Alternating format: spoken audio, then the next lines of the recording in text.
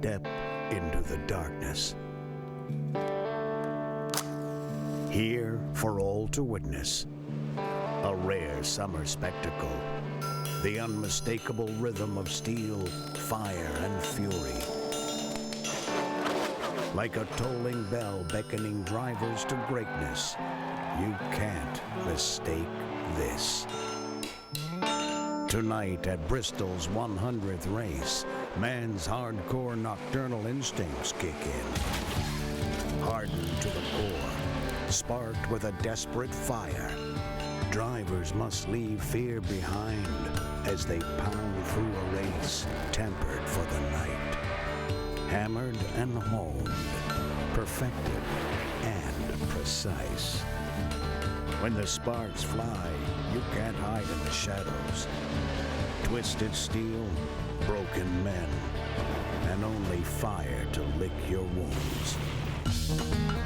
When day becomes night, everything changes. Pounding, forging through night's veil of black. As drivers and crew become instinctively aware, the chase is near. Tonight, we change the style, shunning the sun, embracing the moon, where some become legends and others become shadows, racing, chasing into the night. This is NASCAR. This is Bristol. And since July of 1961, now 100 times, NASCAR fans have stormed the gates of Bristol, Tennessee's Concrete Coliseum because this place delivers. Bristol Motor Speedway has given rise to tempers and rivalries, and more than a few times it has dashed chase hopes. Tonight, Kevin Harvick can forget about the chase. The points leader has secured himself a spot in the postseason, but with only 3 wins, Harvick is chasing 2 drivers who've paid 5 visits to victory lane this year.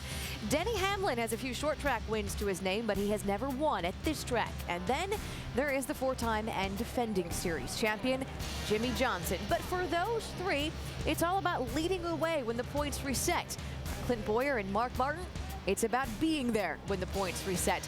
Clint Bowyer holds the last spot. He's 12th in points. Mark Martin is on the outside looking in, and he has 3 races to make up the 35 points that separate him from making a run at the championship or being forced to play just spoiler.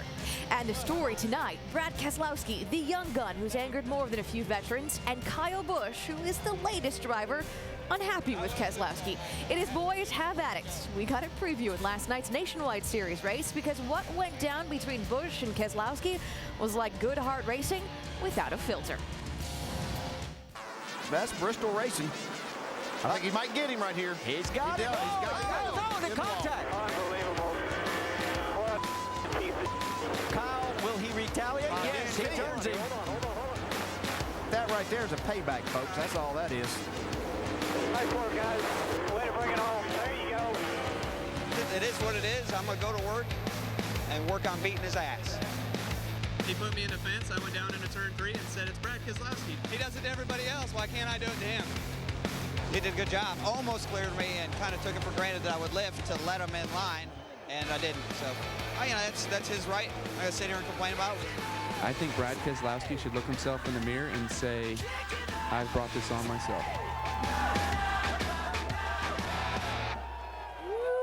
Doggies. Wow, okay. Inside the ESPN pit studio, I'm Nicole Briscoe alongside our 3 ESPN NASCAR analysts. We have Rusty Wallace, Brad Doherty, and Ray Evernham. You all were there to see it happen. What did you see go down last night between Keselowski and Busch? Well, you could see it coming. There was no doubt about that. I mean, these guys are running side by side out there, almost 15 to 20 laps. You could see the tempers flaring up. They were getting tired of running side by side. They couldn't clear each other. And finally, Busch gets around him, he thinks, and he gets a bump in the back from Brad. Brad kind of instigated this little thing right here. And all of a sudden, Busch gets mad. I can't stand it. He spins him, and all heck breaks loose. But, Rusty, across short tracks in America, it's called a slide job, and that's an accepted pass. What Kyle did was clear. The driver behind has a choice whether to lift off the throttle or not. You heard Brad say he chose not to lift off the throttle. In other places, people lift, turn down, and a guy will try and pass you back.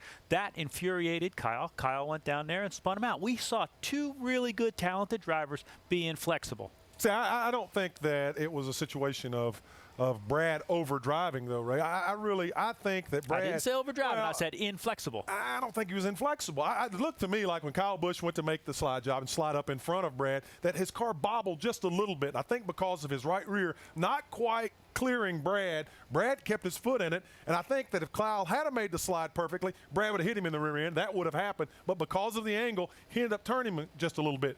But then Kyle comes back and just wrecks the guy. That's tough. That's a tough thing to swallow. As you can see, this is a topic of conversation that has them a little bit fired up. And for that reason, we've decided to open it up to our two other guys, Dale Jarrett, Andy Petrie. They're joining us now from upstairs with a great view in the booth. But DJ, if this is happening to you and you are Brad Keselowski, what do you do to make it stop?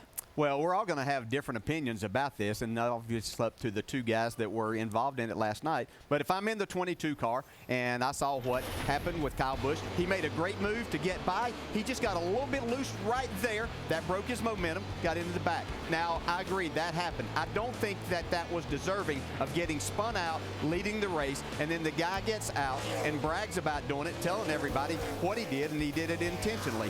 I just don't go for that. So, obviously, these guys have gone through this before, but if I were going to handle the situation there, Brad's on probation. You said, what would I do? I'd go to his motorhome door.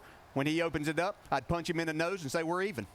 Well, if I ever make you mad, I'm keeping my motorhome door locked. But, let's be fair about it. But, Kyle Busch has done things that people don't like. Some fans don't like Kyle. But he really is a clean race car driver. I've not seen him go out here and wreck people and then brag about it like he did last night. He did it. He did do it last night. On the other hand, I got to hand it to Brad Keselowski for sticking to his guns. He said, I'm going to race hard, and if you race me, know it. I'm going to be there. If you try to slide up in front of me, I'm going to be wide open. So I give it to Brad for sticking to his guns, but he may have to become a little more flexible just out of self-preservation because he's become an easy target out there.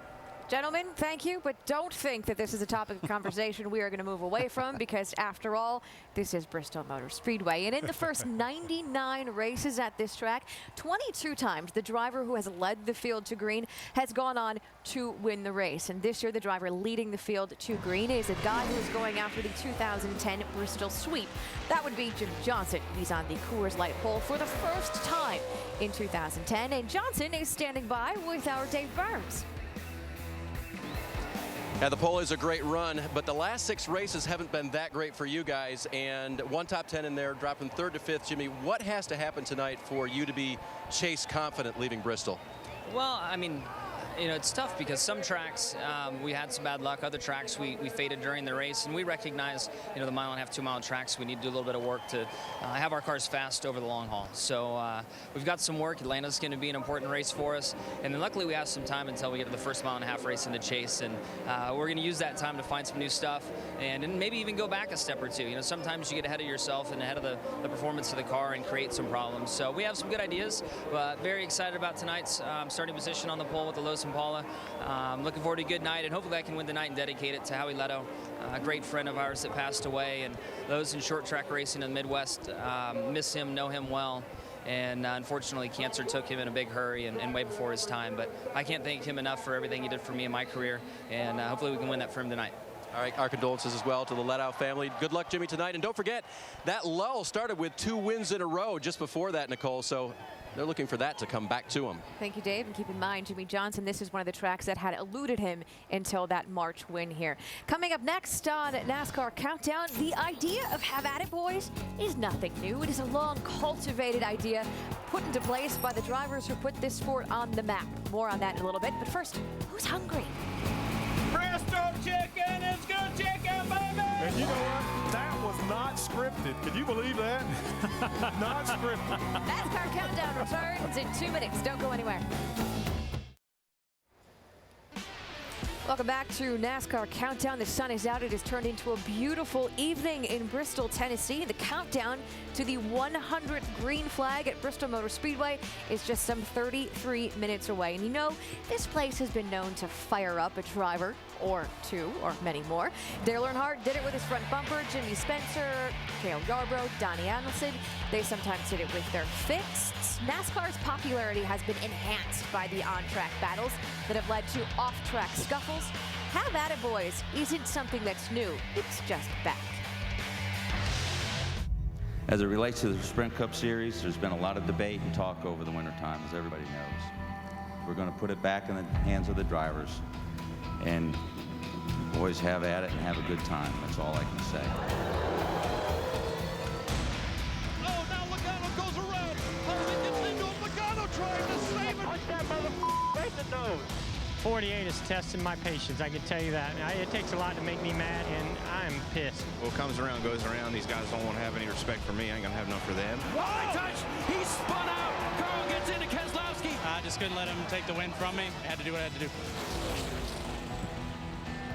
So we start off fresh in 2010. We reiterate the fact that, guys, we're not going to be as strict on you as we might have been in the past. I'll slam you straight in the wall the next time you're anywhere near me. They really want us to sort of self-police it. They want us to do the things that have made stock car racing so exciting and so popular over the years. If you hit me again, I'll put this out of the racetrack.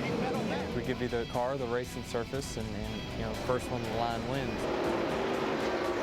If someone roughs you up, rough them up. The good thing is that the drivers will sort it out, and they always have. Here we go. Somebody's going to punch somebody. He's about the most impatient thing. I'll be waiting when he comes in. He wrecked me, and he's a piece of shit. You mess with the ball, you're going to get the horns. You throw a rock, I'm going to throw a concrete block back. The right way to do it, I think, is, you know, after the race, something happens, whatever happens, just go and talk to him and make that the first thing you do.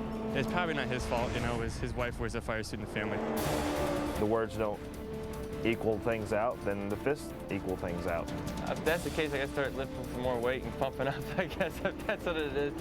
I'm the biggest guy out there. I hope it comes down to, you know, somebody getting in my face, because I'd love to, you know, rearrange some things. There's a fight between Cale Yarborough and Donnie Allison. The tempers overflowing. They all understand and understood and still do that there is a line that can get crossed, and we have to step in when that line, in our opinion, gets crossed. But that line, we move much further down the field than it used to be. Drivers, I don't think are ever going to take it to that level like they did in years past. In my mind, there's always been parameters. I mean, not only what you think NASCAR will regulate, but the kind of ethics that exist between drivers and out on the racetrack. Sometimes, yeah, you know, we're stepping over the line and bad wrecks are happening from that. I don't think some drivers have what it takes to, you know, contain that road rage.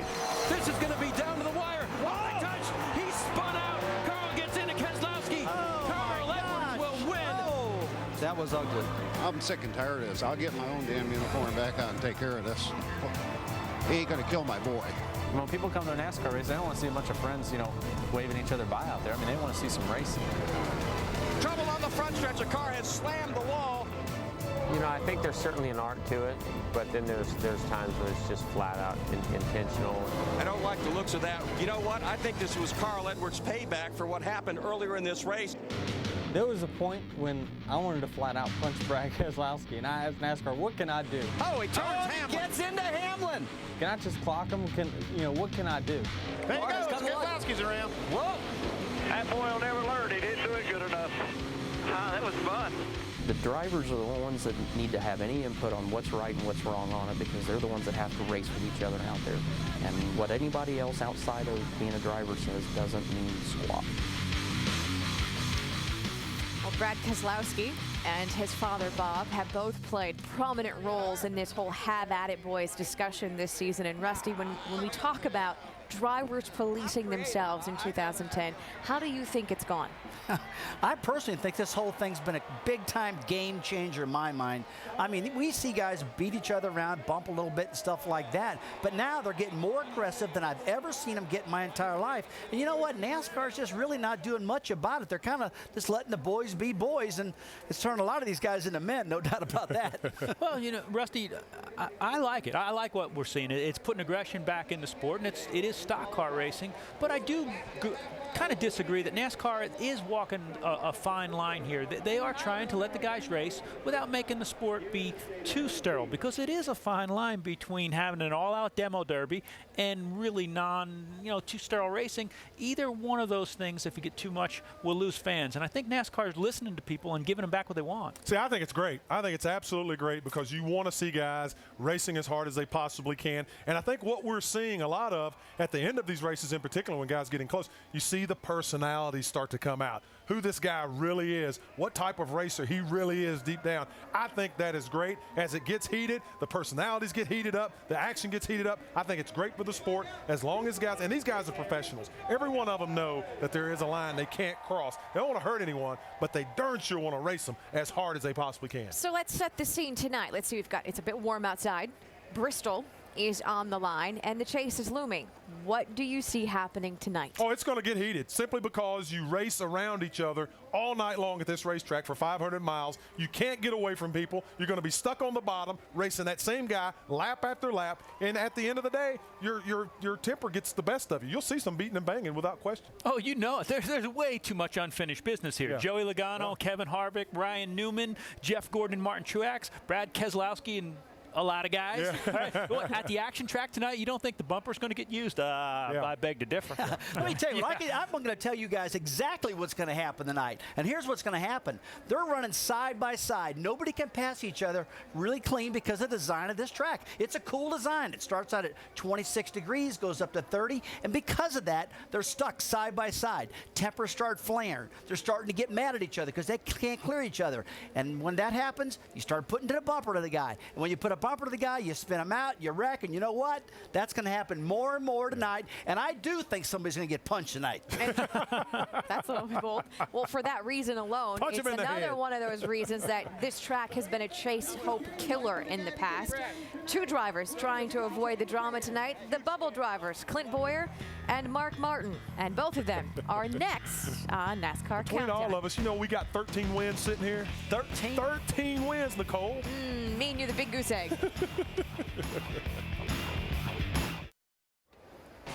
Welcome back to Bristol Motor Speedway, Thunder Valley. The countdown to green at 23 minutes. Drivers are on the grid, and a couple of drivers to watch tonight. Kurt Busch and Jimmie Johnson, both of them garnered a lot of attention in March. Tonight, Kurt Busch will start 20th, and Jimmie Johnson, prime position. He will lead the field to green. Let's take a look back at what happened in March, because it was Kurt who garnered a lot of attention by leading 278 laps of that race, only to go on and finish third, while Jimmie Johnson charged late in the race and went on to score his first ever career win at this track, and that win was just one of Jimmie Johnson's 5 wins this season. He does lead the way with Denny Hamlin in terms of wins this season. Both Hamlin and Johnson have 5 wins, but it is Kevin Harvick leading the way in points. He has 3 wins, but where we need to watch right now, drivers 12th and 13th in points, Clint Boyer, Mark Martin, they are fighting these next 3 races to make the chase. And speaking of those 2 drivers, right now, Clint Boyer is standing by with our Vince Welch. It's amazing how similar a situation we were in a year ago. Clint Boyer at that time was 14th on the outside looking into the chase, but currently on the bubble, 12th. Anything that you can take from the situation last year and kind of this battle down the stretch that you can apply to what you're in now? Well, you know, it's a lot of, way different situation. I mean, our cars weren't up to par. We were trying to dig ourselves in with a car that wasn't quite up to snuff. This year, our cars are running as good as anybody's out there. We just, have to get a little bit of something swinging our way. If we can just get a little bit of something swinging our way, I think we'll, race our way in, no problem. But, very important race here at Bristol. Very fun and exciting race. So you got to remember to keep that in the back of your head. But, we just got to race as hard as we can. If you're conservative, or anything like that here at Bristol, anything can happen. So, it's better to be looking forward and over your shoulder any day. These guys have not caught many breaks this season, but they are pretty good, and they're looking for a good, strong run today. Jamie Little? Well, 1 year ago, Mark Martin sat on the bubble, but now he's 1 spot out, looking in, 35 points back behind the man you just heard from, Clint Boyer. So, Mark, there's a lot going on, a lot of smack talking around here for tonight's race, and being in the situation you are in to make the chase, how do you approach tonight? Well, you know, the best thing that we could do is go out and win. We had such a great run a year ago, and our car was pretty good yesterday. Don't know what the track's really going to be like tonight, and I think it'll be a jump ball, and it'll give Alan and all the guys on the CarQuest, GoDaddy.com Chevy a chance to adjust on the car, and if we make the right adjustments and everything goes our way, maybe we can contend for it.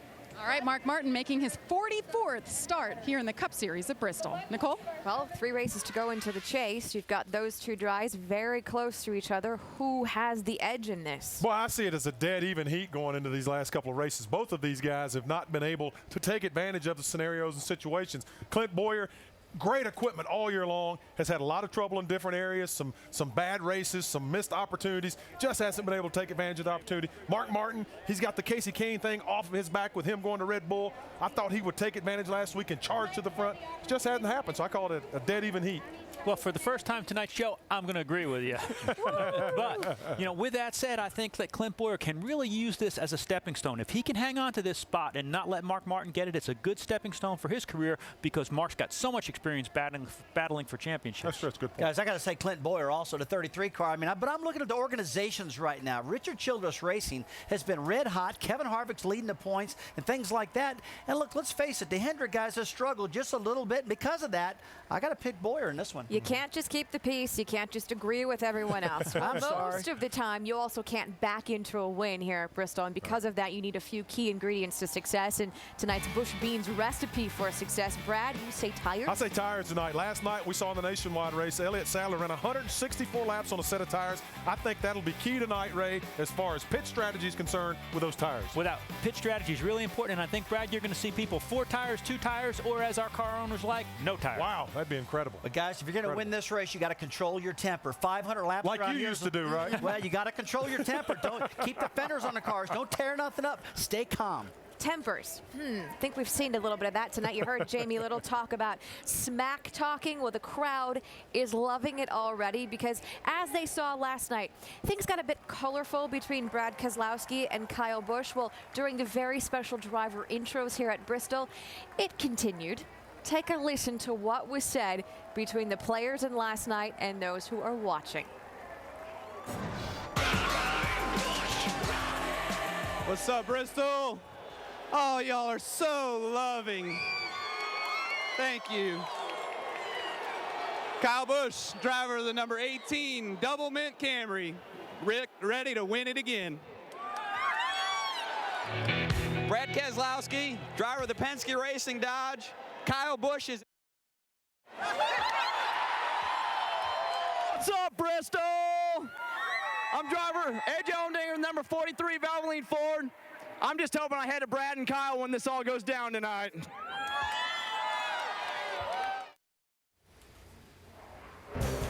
Every season, a few races highlight the schedule. This is one of those races. For the 100th time, the Sprint Cup field will roar to field to life in Thunder Valley.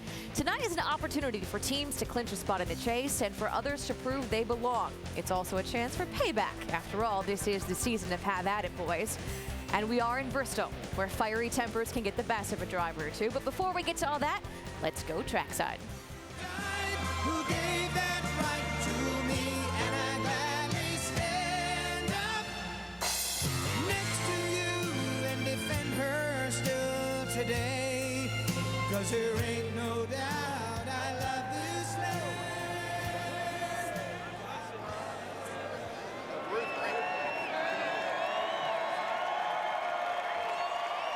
Ladies and gentlemen, would you please rise for the presentation of colors by the Special Ceremonies Team Color Guard from the 14th Weather Squadron in Asheville, North Carolina, and remain standing for the invocation by Ruth Graham.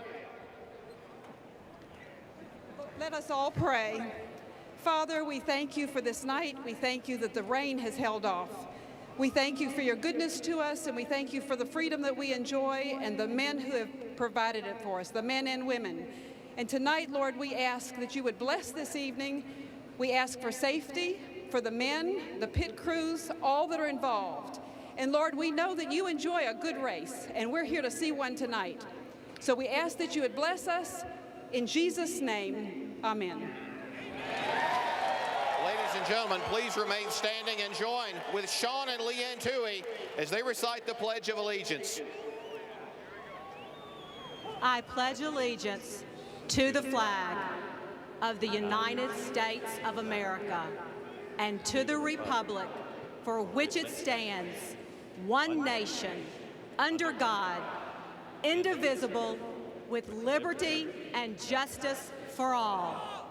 Please remain standing and put your hands on your hearts and join with the children of the drivers and crews as they sing our national anthem.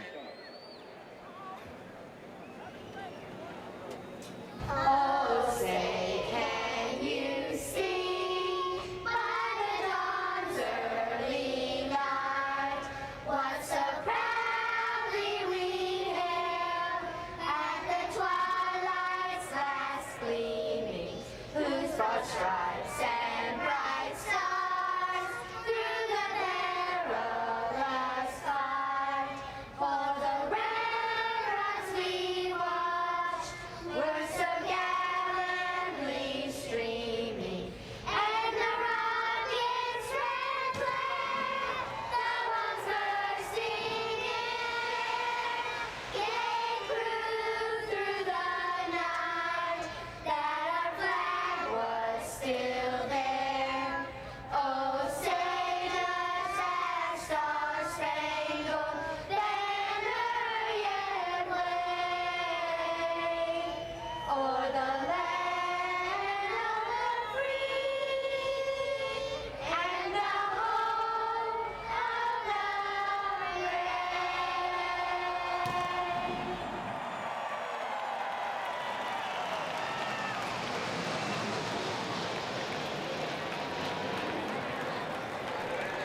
Well, if that doesn't bring a smile to your face, what we are about to see on the track certainly will. Enough talk. It is time for action. 500 laps, 500 miles from Thunder Valley. We'll get you upstairs coming up next to our guys, Marty Reed, Andy Petrie, and Dale Jarrett, because guess what? We are moments away from the command at Bristol Motor Speedway.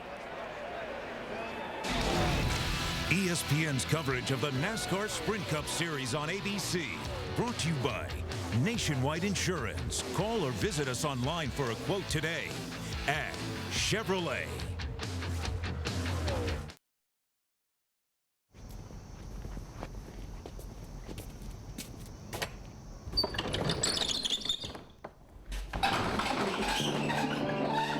Step into the darkness.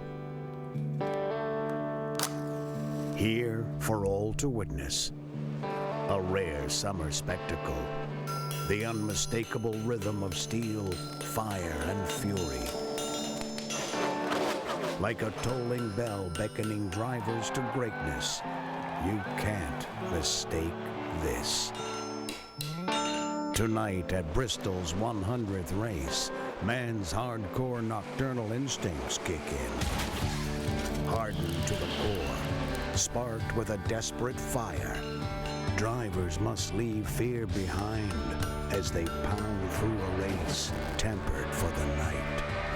Hammered and honed, perfected and precise. When the sparks fly, you can't hide in the shadows. Twisted steel, broken men, and only fire to lick your wounds. When day becomes night, everything changes. Pounding, forging through night's veil of black. As drivers and crew become instinctively aware, the chase is near.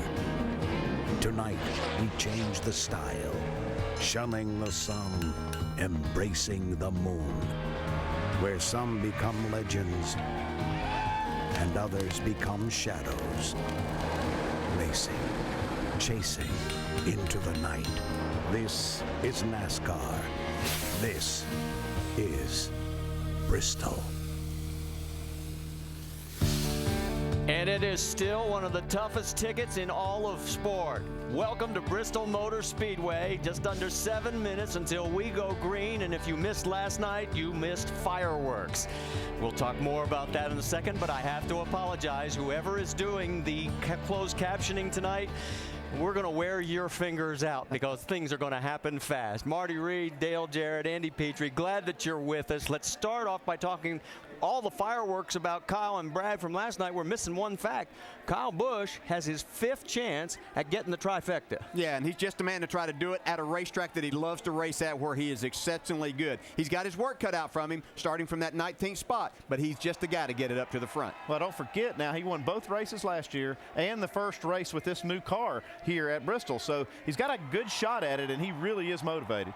Won the truck race, won the nationwide race. Can he win tonight in Sprint Cup action? You know, we also talk about the wild card events in the chase. It's Talladega. Before the chase, it's right here. Yeah, Marty, the reason they call it a wild card race is because, you know, there's times that you can't control your own destiny. Even last night, we saw Clint Boyer leading the race, minding his own business, got caught up in a wreck. They get strung out, and you think you're okay, and then, bam, it can bite you. So this is definitely a wild card race that Mark Martin and Clint Boyer are probably worried about. Yeah, and those two guys can just race each other and see what happens with the points. But if Jamie McMurray and Ryan Newman are going to have any chance of getting themselves in that top 12, they're going to have some help. And they know this might be an opportunity, if those two guys in front should happen to get caught up into something tonight, that they could make up a lot of ground in a hurry. Well, let's get down trackside. Dr. Jerry Punch, what's the electricity like down there? Marty, it's unbelievable down here. You know, diehard race fans will tell you there is no place they would rather be on a Saturday night in August than right here at Bristol Motor Speedway. Even casual fans have this one on their bucket list, and for good reason. Folks, first of all, the place. Take a look. It is the world's fastest half-mile racetrack, surrounded by 160,000 seats that rise some 21 stories high. And then the race itself. 500 laps of full contact stock car racing. Folks, this one is NASCAR's version of the punt, pass, and kick competition. And here's how it works. If you can't get by somebody, you punt them out of the way, and then you pass them. But when the race is over, you had better find a place to hide. Well, that guy is coming to kick your behind. Folks, this is very, very special. What a great night at Bristol. For more, here's Jamie Little. And when you combine the stadium-like structure and you add in 43 roaring race cars, coupled with 100,000 plus screaming fans, the experience here at Bristol is unlike any other racetrack. Now, the main challenge tonight for crew chiefs, for spotters, drivers, and we the reporters is communication. The key to winning tonight and being successful here is to remain focused amid all the noise and chaos. Marty? It is awfully hard to hear down there. And, Doc, just be careful if you get close to those guys. If they're swinging, don't forget to duck. 43 cars are getting ready to start engines, and look at this crowd. It is just spectacular for the night race once again here at Bristol Motor Speedway. Of course, starting on pole will be Jimmie Johnson along with Carl Edwards right alongside. It's time now for us to get this 100th edition underway. Ladies and gentlemen, for the words we've all been waiting to hear, Irwin Tools Night Race Grand Marshal, Delwyn Thornton. Ladies and gentlemen, are we ready for some racing tonight? Well, let's get started. Drivers, start your engines!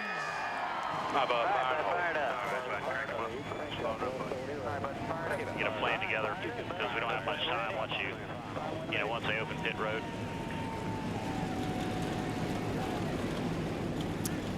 The engines fire and the electricity continues to build, and we talked about all the friction that we saw last night.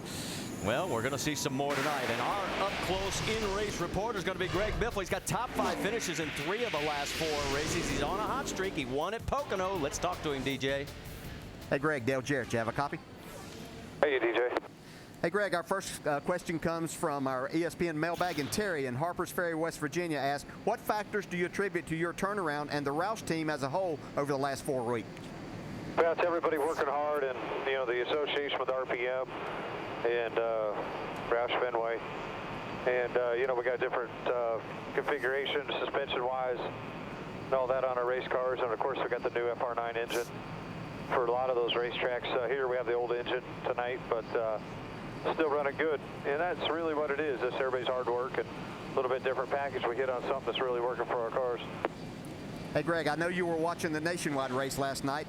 What took place in that race that you might take into tonight's race to make you successful here? Watch out for Kyle and those other guys that are Brad. They're going to be racing around each other, but the top groove really looks like it's the faster way around here. First time I've ever qualified up off the bottom at Bristol. So, you know, we're just going to move up a little bit, see how the car runs up there. My car did pretty good in practice up there. And, you know, I think it's going to be tough on the bottom, but if you get your car to go on the bottom, I think you're going to be pretty dang good. All right, Greg, we'll ride along with you. Have a great night. And now Andy's going to talk to your crew chief, Greg Irwin. Hey, Greg, Andy Petrie in the booth. You got us? Yeah, Andy, how are you? Hey, great, man. We saw last night with this new tire that there's some different strategies that might be available tonight. Tell us how those strategies might affect your race.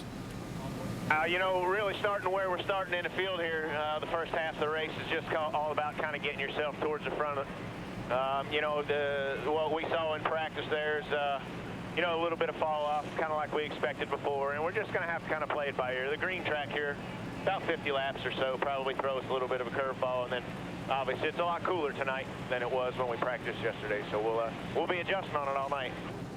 All right, Greg, keep him out of trouble. Good luck tonight. Thanks for talking to us. Yeah, thank you, Andy. And the mention Greg made about the green racetrack, we had some rain showers roll through the area earlier this afternoon, but right now the skies look good, and it looks like we are going to be getting ready to pull out on pit road and onto the track for the pace laps. Let's go on board. We'll talk about Kurt Busch, Tony Stewart. You already mentioned Greg Biffle. Kyle Busch has an onboard camera. That could be interesting as the race goes on. Kevin Harvick, Ryan Newman, Marcus Ambrose, and Dale Earnhardt Jr. Speaking of Jr., well, he has the signatory effort of winning this event from the furthest back, 30th, back in 2004. Welcome back to Bristol Motor Speedway. Our broadcast tonight is available in Spanish by activating your SAP button, presented by ESPN Deportes. Let's check in on pit road once more. Vince Welch. Drivers are in so much traffic here that spotters dominate the radio, which means the drivers and crew chiefs have less time to communicate. So when the caution does come out, the driver and crew chief have to be quick to diagnose the car's problems and the needed adjustments. And if you have a problem under green and have to pit to repair, you are in big trouble. At 16 seconds a lap, everything is on fast forward here at Bristol. Dave Burns? That being said, Vince, there is one opportunity to plan here at Bristol if you have a pit stall near turn 1. Crew chiefs here on that high level can get a sense of what everyone's doing because their spotters will tell them what the earliest pitters are doing. And if they need to change their plans, maybe from a 4-tire stop to 2 or no tires, they've got about 30 seconds by the time their car rolls around to where it hits pit road here. 30 seconds is big at Bristol. Marty? All right, thanks, Dave. Let's give you the track facts here at Bristol Motor Speedway as we're going to lap this half mile, the world's fastest half mile, 500 times. It equates to just over 266 miles. And don't go over 30 miles an hour, you get busted for speeding on pit road. Pit window between 145 and 155, and there's that graduated banking from 26 up to 30 degrees. All right, let's listen in to Tony Stewart's radio. All right, ladies and gentlemen, welcome to good old Bristol. 500 laps of pure excitement here. It's going to be loud. There's going to be all kinds of stuff going on. Everybody stay on top of your game. Keep your helmets and everything close and be ready. Have a little fun. Get that thing up there in the front. Go to pick your lane. Good luck. So Tony Stewart, his crew getting pumped up for this race, and I don't think anybody else has to get pumped up. How about it, fellas? Ready, man. We had a great race last night. Only anticipate this one being better. Pace car brings him through turn 3 and 4 and makes the turn down pit road. On the front row, Jimmie Johnson. Alongside, he has taken the outside with Carl Edwards down low. And the Irwin Tools 500 is green.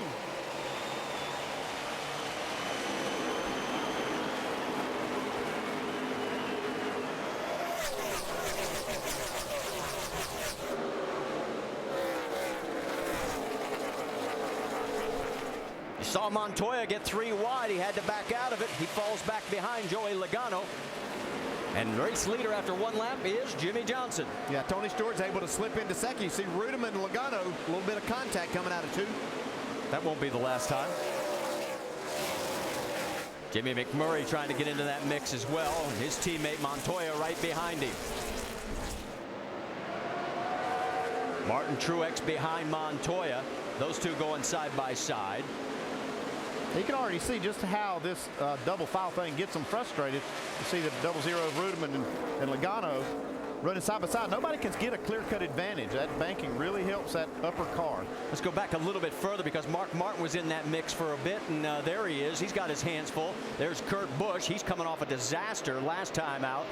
In front is Jeff Burton. There's the 83 of Sorensen. And here comes Kurt on the high side of Mark.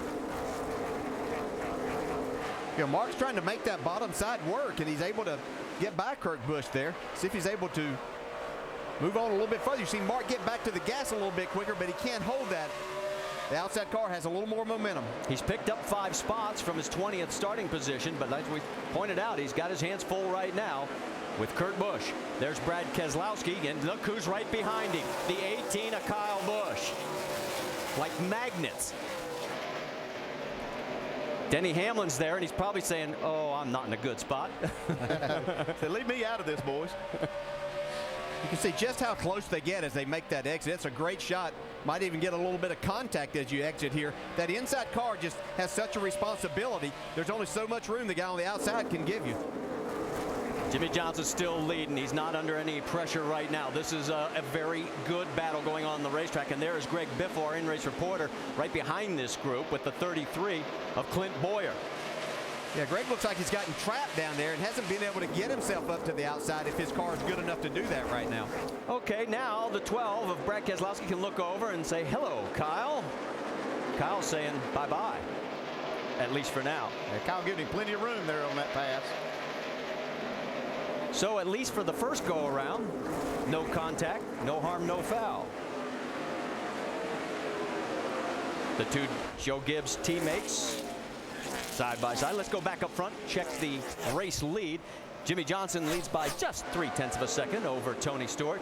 And across the top of the screen, obviously if you see somebody's name in green, that means they are currently in the top 12. If you see them in the yellow, that means they're still eligible to make the chase. If they're in white, they're toast. Martin Truex there, you see him back along with Casey Kane right in front of him, and the 98 of Paul Menard, who's celebrating a birthday today.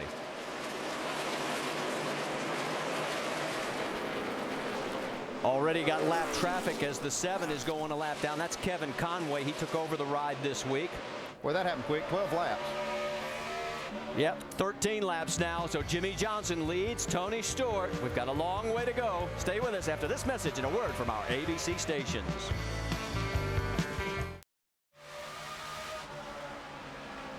Back here at Bristol, make sure to go to Goodyear.com to check out Goodyear Support Our Troops program.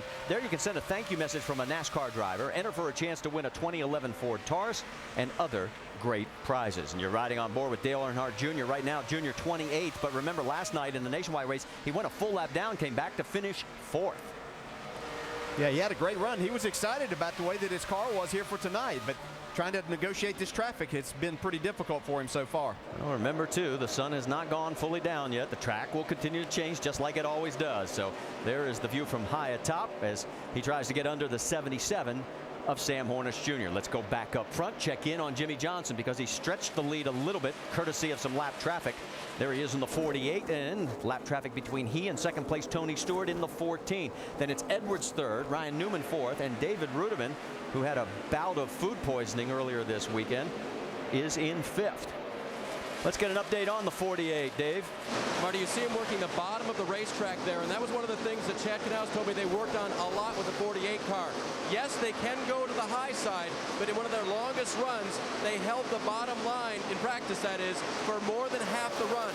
Chad said that was better than most of the other cars did, and we feel like we can use the top if we have to, but we're really solid on the bottom. Well, he's trying to put Tony Raines a lap down right now. Yeah, but you can see just how difficult, even though he's got a fast race car, it makes it that much more difficult. His car's probably a little bit on the free side. Now he's able to make that pass as he clears in there, but it took him a couple of laps to even lap Tony Raines. Raines running in 37th, so now 36 cars on the lead lap. 2 cars have taken it behind the wall. Michael McDowell and Robbie Gordon just pulled behind the wall as well. Let's move back a little bit further, 1.4 seconds exactly to the 99 of Carl Edwards. Watching Carl, he's able to run the bottom of the racetrack when he needs to make some passes. He's also been able to run the middle and watch him up at the top. So looks like his car is handling pretty well so far. Jamie? Well, you guys, Carl unloaded super tight. He could barely drive the car in first practice, and by the end of the second and final practice, he was second on the board. Right now, he's saying, guys, the car's pretty much free all the way around, and that's why he's able to move it around. Well, he was the last winner here to win from the pole position back in 2008. There have been 8 Bristol night wins by the pole winner. And let's move up a little bit further. And Denny Hamlin, all of a sudden, we're noticing he is sort of dropping back as he has fallen down to the 22nd position. Jeff Gordon goes by. Looks like he's kind of got pinned down to that bottom, or either he's committed to the bottom and it's just not the fast line for him right now. On the right side of your screen, great battle between Newman and Montoya, or I should say Rudiman and Montoya. Let's get an update on David. Well, David Rudiman says it's a little bit loose when he tries to get back on the gas. You know, he's 18th in points, 165 behind the 12th position. And he gave a little pep talk to the team beforehand. He said, if we've got to have a chance, if we're going to have a chance to win, we got to win all 3 races. Let's start with it tonight. I'm not going to take any business off anybody on this track. Let's have it together and let's have everybody's back. No doubt about it. He might not have been feeling good earlier in the weekend, but Rudiman's got a lot of fight in him tonight, guys. Well, he's never finished in the top 10 in 5 previous Bristol starts, and we'll keep an eye on him to see if anybody tries to rough him up. Well, you see that 42 car of Montoya working right there on the bottom behind Rudiman. Talked to Brian Patty, his crew chief, this afternoon, actually, and he was telling me that they were running some new setups, some different things that were working for them, but it's all new for them. Rudiman's talking about his car being loose right there. That's a hard thing when you run up on a lap car. They give you that bottom, but if they race you down in the corner, it makes it difficult. That gives Montoya an opportunity to get back up beside him. But he can't take advantage of it until now. They're side by side. Can he slide up and take the spot? Yes, he does. So move Montoya ahead of David Rudiman, put Montoya into 5th. Here comes Jamie McMurray.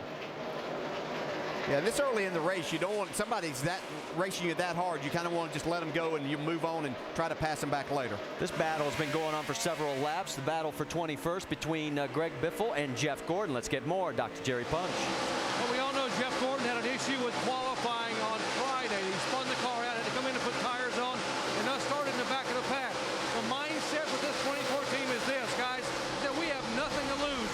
We're not going to run this car anymore, so we're going to do whatever it takes to use this race car up tonight. Whatever the leaders are due, we will do the opposite. We need track position, and we are going to try to get a win in a place where Jeff is very good. Fifth. Guys, the 33 of Clint Boyer is a driver we're going to be keeping our eye on all night as he's 12th in points coming into this race. But a moment ago, his car owner, Richard Childress, came on the radio and informed Clint that his brakes are the only ones glowing this soon. And he asked Clint to find another way and save the brakes. So they're looking at the big picture, but it's early on, and the owner, Richard Childress, a little concerned.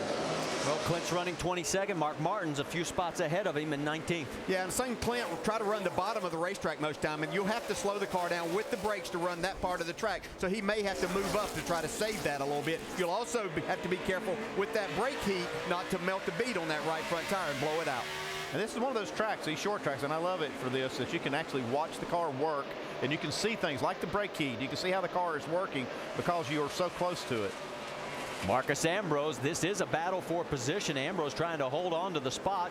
Jeff Gordon on the high line can't get even any higher, and Boyer can't get the job done without using up more of the car. Yeah, and Boyer had a great car last night, was able to make that bottom side work. One of the few that was able to drive all the way to the front of the pack using that bottom lane. And notice points leader Kevin Harvick slowly creeping back up into the mix. He did not have the best of qualifying. He started 28th in this race. Let's go back up front, check in on our race leader, because Jimmie Johnson has led all 45 laps so far. We have been lean, mean, and green, and the lead is 0.7 of a second here at Bristol.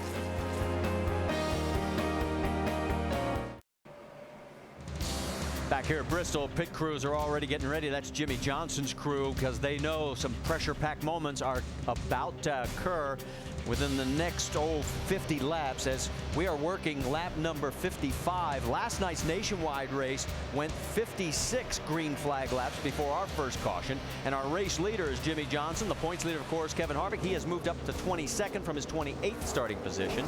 biggest mover, Casey Mears, has picked up 10 spots. Bobby Labonte is out of the race. He's up behind the wall, as is Scott Riggs, Michael McDowell, and Mr. Bodine. And we got a car up against the wall, just scraping. Don't look uncomfortable in here. Then we do have caution, and here we are, right 56 laps, wasn't it, Mark? 56 laps. David Gilliland was the man who got up against the wall, and you could see the stripe. See that rotor really glowing red on the front of that car. Makes you wonder if he didn't overcook that right front tire. Yeah, that's exactly what that looks like. Yeah, with that brake key. It hit the wall hard. Probably just need to pull the fender out and stuff, but it didn't hit it hard. It just kind of a square hit. He was running 31st at the point of this contact, 1 lap down. On board with Tony Stewart. See right here as he goes into the corner, it's where the tire goes soft right there. Clear. You can see that brake heat from that already, so you have to believe that's exactly what contributed to that tire failure. So Jimmie Johnson leads them down as they come into this very tight pit road. Let's send it to Vince Welch. Jamie McMurray loves his race car. He says it's really good. Let's don't mess with it at all. Let's see what the track does. I've got good forward bite. I'm getting good rotation through the corners. They're going to put 4 Goodyear tires on it, and that's it. Jamie? And Carl Edwards was just a free overall. He said he wants to tighten it up just a bit, a half round of wedge and 4 tires, Doc. Tony Stewart complaining the car being tight in the center but loose off, but it was getting better and better. Told Darian, very slight adjustment there in the left rear. His teammate, Ryan Newman, said the car very, very tight. Major chassis adjustment and air pressure change. Dave. The leader of every lap so far hits pit road, gets his car full of Sunoco fuel, slight air pressure adjustment. He said the car's rolling a little free through the center of the corner. I've never had that feeling before here, and I like it. He's going to like that pit stop too, guys. As we see the race off pit road, the 4 tire stops and everybody pretty much holding station, but David Rudiman picks up 2. How about Boyer? They're gaining 12 with 2 tires. Yes, sir. Clint Boyer picks up 12 spots, and you notice McMurray overshot his pit, so that has hurt him. We'll see how it affects him when he comes back out. Obviously, this is very important for Clint Boyer, the track position. He's on that bubble position for that 12th and final spot in the chase. Yeah, this shows me that he and his crew chief Shane Wilson are willing to gamble a little bit to keep this track position. And sometimes, especially this early in the race, track positions worth so much because these restarts can really get exciting, and the further up you are in the lineup, the safer you'll be. Well, we mentioned the fact that you have to be clean on your pit stops. We talked about it at the beginning of the race, and here's what happened to Jamie. Yeah, he just slid. He locked his front tires up, slid through his pit box. Nice adjustment, though. He backed up quickly, and the crew really reacted pretty quick. Yeah, he was trying to help his crew get a fast stop there by getting in there as quick as he could, but these pit boxes are concrete, and you just slide through them. You have to be extremely careful. Time for the AT&T Fastest Pit Crew of the Year award, and currently in the lead, you'll see right there on your screen, is Jeff Gordon. You can help determine the standings. Vote from your AT&T phone by texting the car number to 2258 for the pit crew you think is the fastest and most valuable. And while we got a moment, let's give you the Aaron's lucky dog as the 34, Travis Quaffle, will get back on the lead lap, and that will give us 31 cars back on the lead lap. All right, let's get an update on Jamie McMurray, Vince. Guys, Jamie McMurray came on the radio. He said, I'm sorry about that, guys. The box seemed so much slicker than I was anticipating. It just wouldn't stop. He said, don't worry about it, though. We've got a real good car. I'm going to make up those spots for you, Marty. All right, thank you, Vince. And I'm checking down through here. And McMurray, he came in on that pre-stop at 6th. He comes back out in the 9th spot, so he lost some positions. Back to green flag racing. Jimmie Johnson on the high side. Here comes Tony Stewart looking to go underneath. Big good chance for Tony Stewart on these fresh tires to maybe make this pass on Jimmie Johnson. Well, he got a nice run. I believe he led that lap at the line. Tony Stewart did lead the lap, so we've had our second leader. Don't believe he's going to get clear, though. Ryan Newman's got a good view of it. So does Carl Edwards. They're running 3rd and 4th. Then you got Rudiman and Montoya 5th and 6th. Boyer and Truex and Logano in the mix right behind him. See, Jimmie Johnson was able to clear Tony Stewart there. Just have to make that happen quickly. Guy on the outside has a little bit of an advantage. See Jimmie go right back to the bottom to block Tony a little. This might be an opportunity now for Tony to try the high side on Jimmie. See Ryan Newman trying to make that high side work to get around Carl Edwards for third. Carl keeps it on the bottom. Ruderman trying to find a way to follow on through from the 39 of Newman. And this is very important. Ryan Newman, you know, we talked about if Mark Martin or Clint Boyer both should have some problems, well, they have to be there to capitalize. So Ryan Newman needs to keep himself up in the top 5. Let me update you on something I've been tracking down here. We had 2 penalties. The 9 of Casey Kane was too fast exiting, so that's bad news for him. And the 7 of Kevin Conway was too fast entering. So 2 penalties on that last round of pit stops. We had 3 wide off turn 2 there for a second. Won't be the last time we'll see that. Battle for third on the right side of the screen, and there is on the left side. You see the 20 of Joey Logano with his teammate at Joe Gibbs Racing, Kyle Busch, Jamie McMurray in that mix as well, and Matt Kenseth in the 17. Kyle Busch looks like he has a really good race car here tonight. He was able to work his way up in that first run. He's got himself up positioned inside the top 5 now. Kurt Busch and top 10, I'm sorry. That's all right. Kurt Busch, Clint Boyer going side by side as well. That is for 8th on the racetrack. And now here comes Kyle to follow up on the back bumper of brother. While we're talking about Clint Boyer, obviously he's in 8th position. You're saying, where's Mark Martin? He is currently running 16th. A little bit further back, there you see Brad Keselowski and Mark Martin. And there are the points as it would be affected right now. And you can see Mark Martin trying to pick some of those spots back up. Yeah, I think Mark Martin might have decided, let's put 4 tires. Let's work on our race car a little bit more right now and see if we can make it better. Dave, what are you hearing down on pit road? DJ nailed it. They put on 4 tires and made an air and wedge adjustment for that race car because it was loose everywhere. Mark emphasized that a couple of different times during that first run. And you can see by the pointers exactly how fast everybody is going between those 2. And don't forget about Ryan Newman in that mix. Remember, he's trying to work his way back into contention after last week's problems that he had involving he and Joey Logano. Let's go back and check the race leader. There he is, Jimmie Johnson coming in. He's about a half a second ahead of Tony Stewart, Carl Edwards, Ryan Newman, and David Ruderman, your top 5 here in Bristol.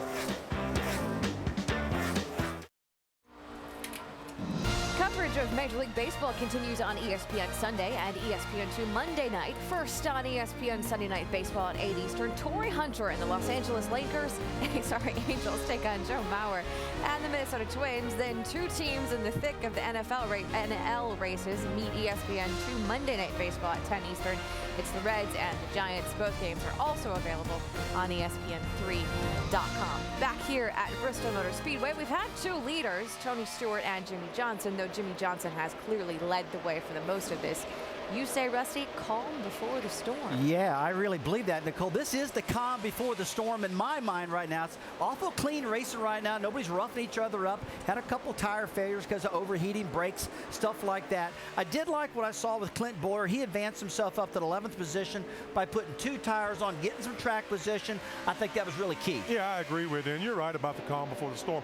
As these leaders continue to pick up pace and start lapping more and more cars in this race, you're going to see the business pick up because guys don't want to get lapped. Right now, Jimmie Johnson, Tony Stewart are so fast, they're tracking down the back of that field.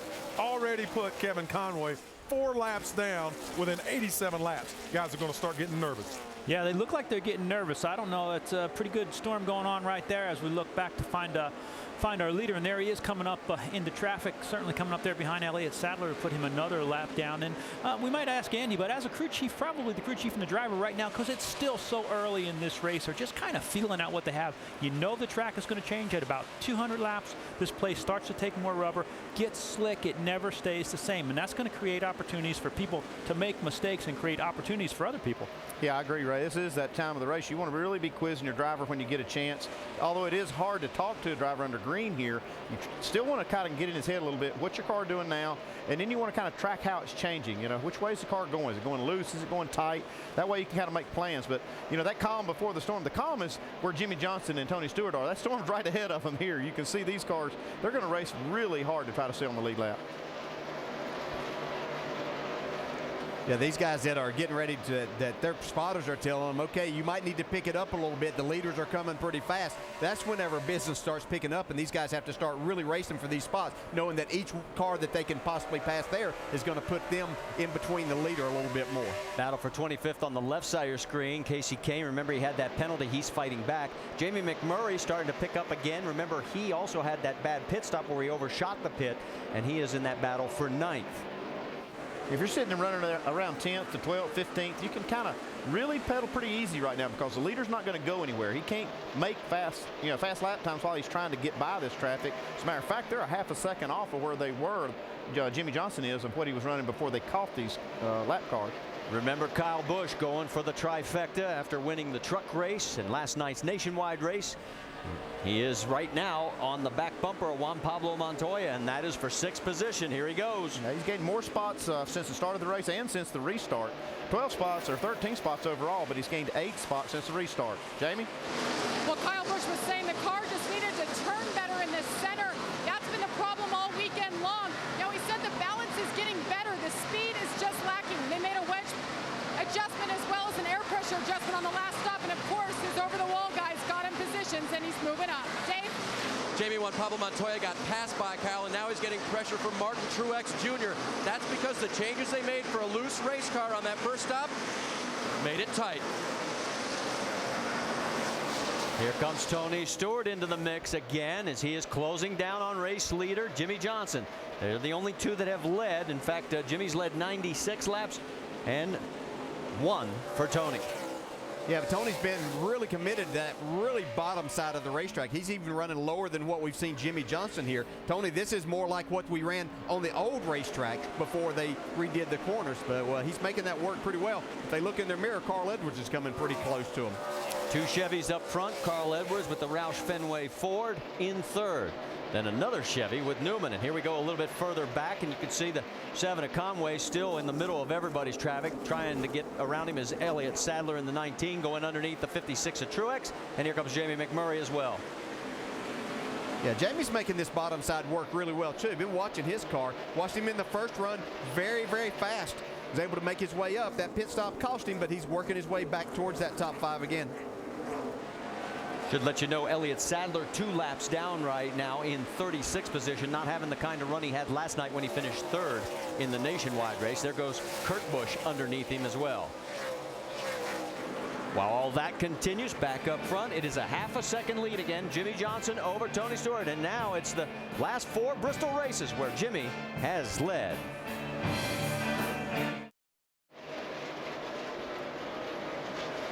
Welcome back to the Irwin Tools Night Race. Make sure to go to NASCAR.com for all your latest NASCAR information. Sprint brings you an inside look now at the chase for the NASCAR Sprint Cup on the Now Network. Of course, points leader is Kevin Harvick, as he has locked up his place in the chase, and right behind him, Jeff Gordon could clinch a spot tonight, as several other drivers could. Jimmie Johnson in 3rd right now, and you can see where he stands. Biggest mover as far as tonight, up 13 spots. Clint Bowyer so far, as he is doing a nice job. He's up to the 11th position on the racetrack. All right, let's check in on Kyle Busch. We've talked about the fact that he has been on the move. He is now into 6th position and putting pressure on 5th place, David Rudiman. Kyle Busch just making his car go wherever he needs to. If he needs to pass the bottom, he's able to make that work. If it's the middle or top of the track, he's doing that. This is just his type of racetrack. As you can see, Casey Kane slicing through the middle there. He continues to move forward after that pit road penalty. Casey shown in 23rd right now, and you're right, he had that speeding penalty exiting and working his way back from that, as he is now actually shown in 22nd spot, looking to get around Kevin Harvick, who's in 21st. Here's again the battle with Kyle Busch trying to track down the 00. Yeah, Kyle's getting his car off the corner so very well. We heard him talk about it. It was a little bit tight in the center. That may be hurting him a little bit there, but he's getting really good forward bite off the corner, and that's going to help him throughout the night. As you can see the 00, David Rudiman, get pretty loose there as he tried to put the power down. Well, you mentioned the fact Kyle started tonight 19th. When he's won here his other 3 times, he started 20th, 19th, and 15th. Guys, one observation I'm having from the pit studio right now, it is finally dark here at Bristol. And Ray, when I was driving these cars, when it got dark, the cars started handling different, and my attitude actually changed different. When it got dark, I mean, I knew I was at the Bristol night race. I know how important this particular race is. And when you start the race off in the daytime, you're just kind of logging laps like I see these guys doing right now. But it's like I said, when it gets dark, that's when the weird things start to happen, and the car handles better, tempers start to flare, stuff like that. It's definitely an attitude changer right now about to happen. That's why you had that car midnight you won all them races with. That's right. But you're right, exactly right, Rusty. As they put more and more rubber down, as I said, this track's going to change. And now with the sun down, it makes that rubber cooler. With that rubber baking under the sun, it's a little bit of oil. Right now, as it's cooling down, that rubber's going to put grip, and you're going to see, again, grooves moving higher and higher like we're already seeing. The groove is going to be just inches off that fence in the corner. And you saw Kevin Harvick drop a couple of spots as Dale Earnhardt Jr. You see where he's moved up to 20th, as he's got Casey Kane right behind him in 21st, and then Kevin Harvick. Vince, what's the word on the 88? Well, you noted that he's picked up 7 spots, and Junior says the car's getting a little better. He said the forward bite is going away a bit, but he's coming off the corner better, so making a little progress. They know it's a long way to go. They've got a lot of stops to work on it, but he's not all that unhappy right now, considering the fact that he's running 20th. All right, thanks for the update. He's got a lot of pressure right now from Casey Kane, though. And there you see a 5-car mix. Is also trying to get into it is Kevin Harvick, the 16 of Greg Biffle, and the 83 of Reed Sorensen. And speaking of that 83, Brian Vickers had a news conference earlier today, guys, and mentioned the fact that he had surgery done. He had a hole in his heart, a small one. And let's stop that story for a second, because Sam Hornish has brushed the wall and he's in on pit road. I saw as he went into turn 3, I thought maybe he got in there just a little bit hard and got up against the wall, but that might have been the result of having a right front tire going down. He was running 27th, Andy. Yeah, he didn't have far to go to the wall because he was running right next to it. See right here. Yeah, it's hard to say whether he had a tire go down or not, but he did make pretty good contact. See that left rear tire's got some tire rub there where he's made some contact with another car. And as he comes back out around, and take a look at the battle for 4th, 5th, and 6th. That's Newman, Rudeman, and Kyle Busch. You're on board with Kyle. Trouble. Oh, and trouble for David Reagan. The 6 of Roush Fenway Racing is into the wall. Get the hammers on, guys. Get the hammers right rear. Well, that was the most important tool last night on pit road. Don't get loud. Let's go on. Go on. Don't get loud. Don't get loud. Oh, and Regan Smith also turns it around. Looks like he has a little contact damage on the right rear quarter panel. And the word is there may be some damage on the 14. The 34 hit up. Yes. Yeah, on the back right there, you can see quite a bit. Wow. Have to clean that up when they make this pit stop. Boys, we're definitely going to have to cut that off. We're definitely going to have to cut it off. Is that Carl Edwards had contact with the 14.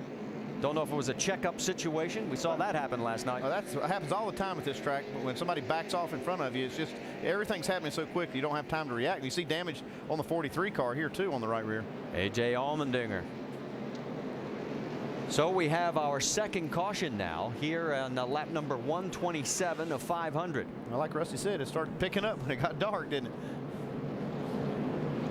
And for some of these guys, it picked up a little too fast. There you see on the right side of your screen, David Reagan has made it to pit road. They've got to go to work on that car. He crunched the whole back half.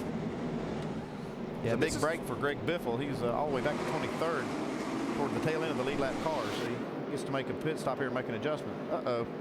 Oh, yeah. Looks like they're arguing over space down the back stretch.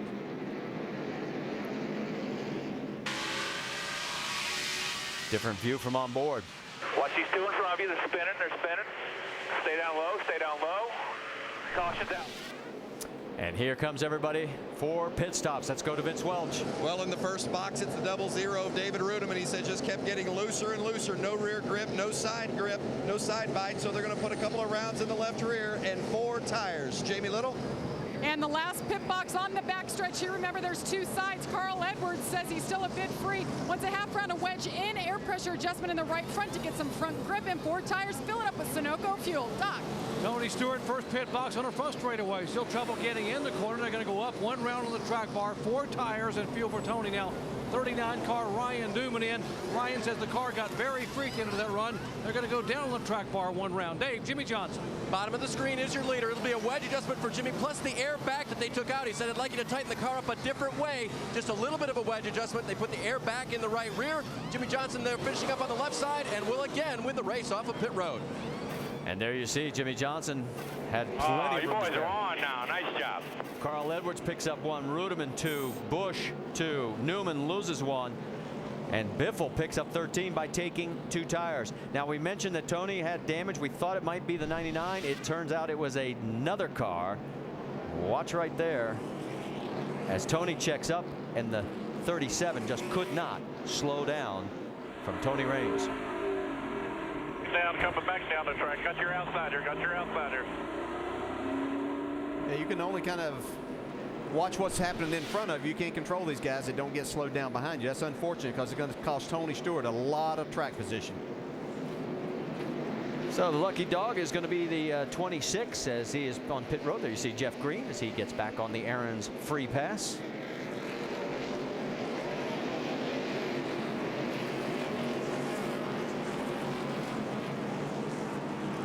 All right, we talked about the damage that we always see here and big tools that you need. Let's check in on the Craftsman Tech Garage with Tim Brewer. Thanks, Marty. You know, you're always talking about the margin of error and the slip factor. The car's dancing around. Imagine this is the wall.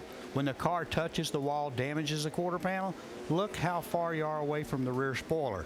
If you hit it this hard, it's literally going to pull the spoiler back or even take it off the car, and you can't run around any racetrack without this rear spoiler. All right, thank you, Tim. Bad news for Jamie McMurray fans. He's coming back in because he had missing lug nuts, so he had to come back through pit road. And Clint Boyer, too fast exiting pit road. This is not the kind of news he needed. No, neither one of those guys. They were both trying to battle for that 12th spot. Even though Jamie was outside of there a good ways, he needed a good run, had a fast car, but that's 2 times on pit road. He's cost himself a lot of positions. Let's get ready to go back to Green Flag Racing with Jimmie Johnson alongside Carl Edwards, David Ruderman, Kyle Busch. It's A.J. Allmendinger coming back out from pit road. Yeah, they were having to do a lot of work on that 43 car to get him back out.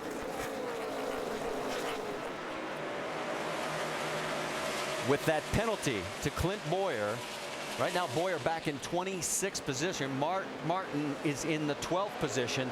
If that doesn't change, guess who's back into the 12th spot? The 5 car. Well, I'll tell you one thing, a lot's going to change here in these next 368 laps, though. I don't know which direction. Yeah, it could get worse, could get better, depending on how you look at it. Look at this, we had 3 wide for a second, we still do. Montoya had the 24, Jeff Gordon underneath him. Boy, those 2 tires are just not working tonight. You see Greg Biffle just going straight back. He took 2 tires. We saw Clint Boyer, he was not able to maintain track position when he took 2 tires the last time. Mark Martin underneath the 16 right now, and it looks like he's going to make car in the wall. Work. Whoa, we got contact in the wall. 78 is into the wall, Regan Smith, and oh, that beautiful paint job is going to get scratched a little bit. Got the sponsorship on this race from Farm American. Talking about 22 million people are in the agricultural industry. He was 29th in first car, 1 lap down. So he could have gotten the lucky dog. Right but front won't. tire. I'd have to say that you'd think he ran over something. Either that or he had some damage. Oh, man. See the shock. Oh, and Denny Hamlin catches that. I'm not sure that's going to hurt anything, the way he hit it, but definitely had a tire go down on 78. Well, we'll find out as we've got our 3rd caution here at Bristol. We're back after this message and a word from our ABC station.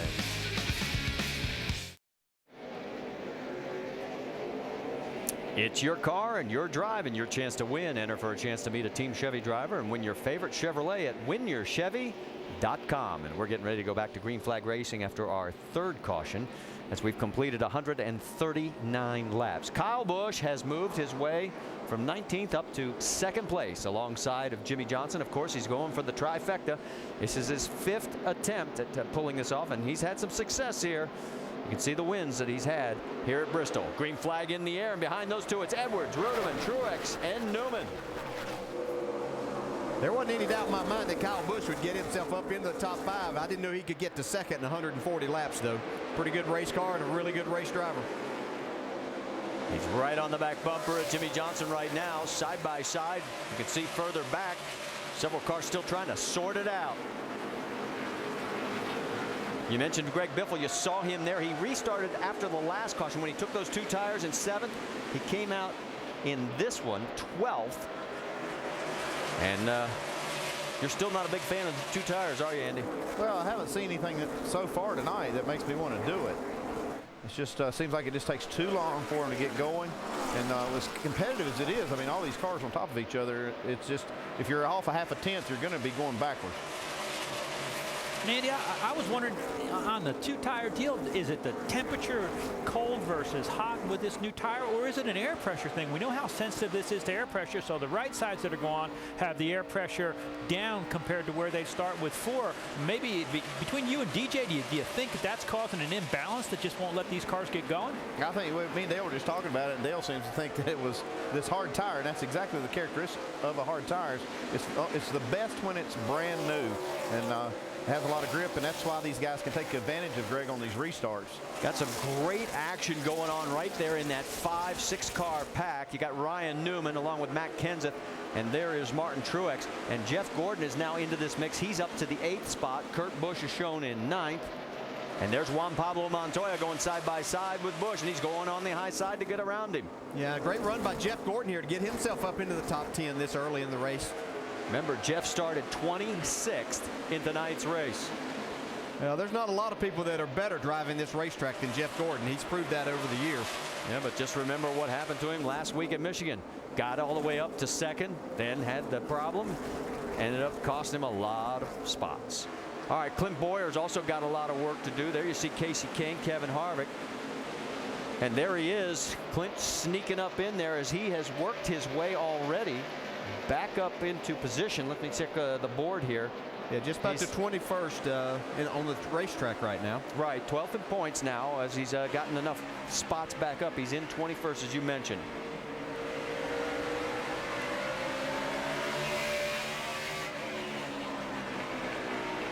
He's just going to have to battle back and on that inside.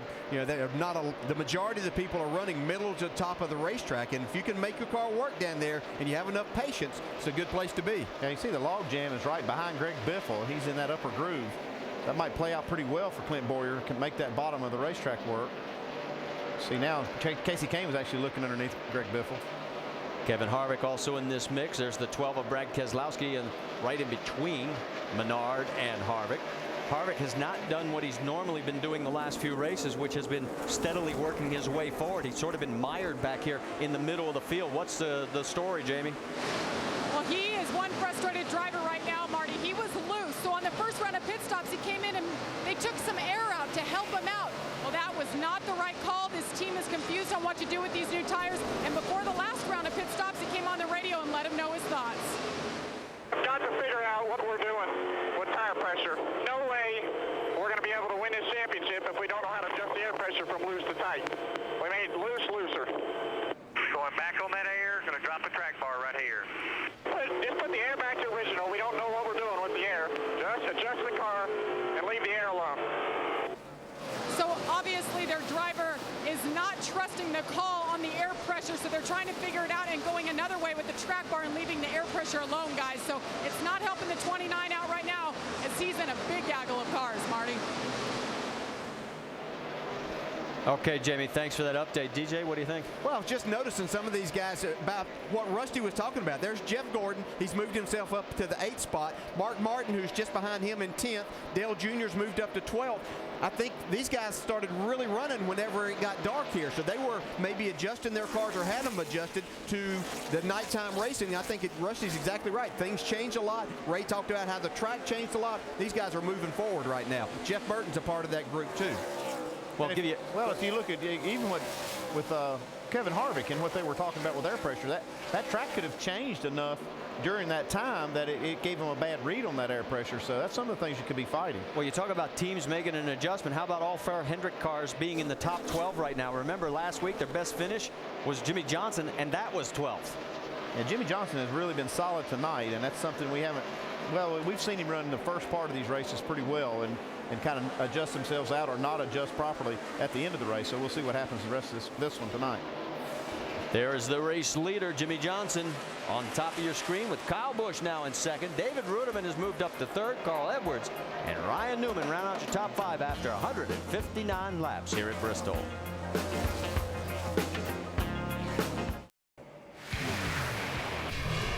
Back here at Bristol Motor Speedway, where Jimmie Johnson has led 165 of 167 laps. And there you see the 48 right in front of second place Kyle Busch by 0.3 of a second. And our points leader Kevin Harvick right now is running in 20th.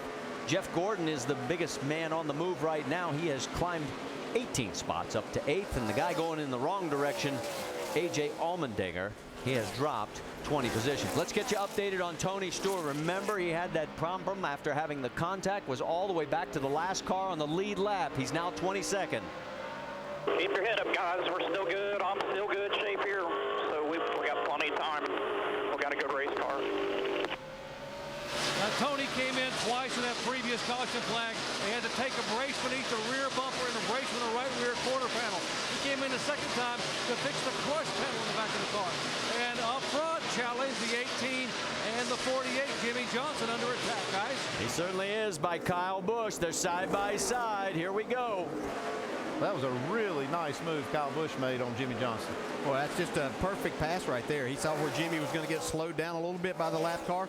Just took advantage of that high side and was able to go around and make the pass all the way to the lead. 170 laps. He becomes our 4th different leader, our 5th lead change, as he now tries to open up some air. Yeah, it looks like this is going to force Jimmie Johnson and Chad Knaus to adjust on this car. Like we talked about earlier, will they make the right adjustments and be able to get this car where he can win? You know, on the bigger racetracks, that's what we've seen here recently, that's been something that's kind of been their nemesis that they have when they had to start adjusting. We see this pass being made. See, Kyle just got to the right rear, forced Jimmie to hold it down.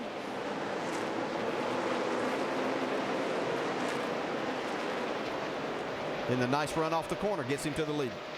Let's check in with Dave Burns. And I like the discussion of whether or not they will adjust to that higher line, because on Friday's qualifying session, Jimmie and Chad stood atop their truck and watched other drivers move to the high side in qualifying and fail. They had errors. They said, so let's stick to our plan of running the low side during qualifying. And he put it on the pole. And as I mentioned earlier, they worked a lot on the low side. So I expect them to stay there unless they get really lost and have to move up there, guys. Well, and you saw both of them go around David Gilliland. He is now 3 laps down in 32nd position. Let's check in on Mark Martin, Casey Kane, as those two are going after it. Jeff Burton's in this mix as well. Burton's 13th, Martin 14th, Kane in 15th. Jeff Burton's been able to make his move a little more forward, too. I had commented to Andy earlier when we were doing commercials that Jeff Burton was really surprising me that he wasn't running any better. But I think that goes back, Andy, to they were set up more for this nighttime. Yeah, I heard Rusty say when that sun goes down, things change, and they do. And, you know, he was very, very patient. They made a good pit stop and made it probably a good adjustment, and now he's starting to go the right way. Dale Earnhardt Jr. is another one that is making a nice recovery here. He's all the way up to the top 10. Well, another guy who's recovering is right there in the 33, Clint Boyer. Remember, he got the penalty, and Mark Martin, you just saw him wiggle there, and if Denny Hamlin gives him enough vision out there's rearview mirror, he is going to see the 33 coming. Yeah, we see Casey Kane in this mix too after his pit road deal. He made a nice recovery, got himself up there in the 14th spot, so plenty of time to get to work their way to the front. There is Kane. And right behind him, Denny Hamlin and Mark Martin. Yeah, we see Mark keeps sliding back here. He was up inside the top 10 probably 30 laps ago. Now he's falling back, and the guy that he's going to see in his rearview mirror next is the guy he's racing for that 12th spot. So he knows that with Boyer right there behind him that he is sitting outside that top 12 again.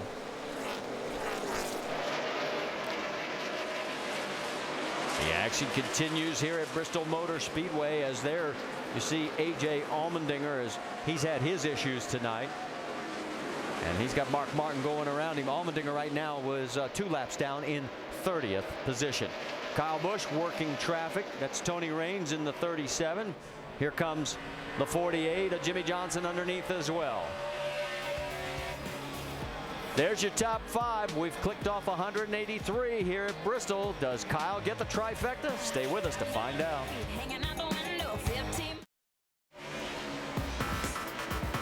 Let's check our calendar for you because NASCAR Now is going to be on the air tomorrow morning, 10 a.m. on ESPN2. And then our next Nationwide Series broadcast will be next Sunday from Montreal and Quebec at 2 Eastern. That's also on ESPN2. And Sprint Cup Series has the week off. It'll be 2 weeks. Will be September 5th on Sunday, 7:30 Eastern from Atlanta. And that one on ESPN. That looks slow car. Scott Speed is into the wall. Another right front, it looks like. Get you down. Caution is out.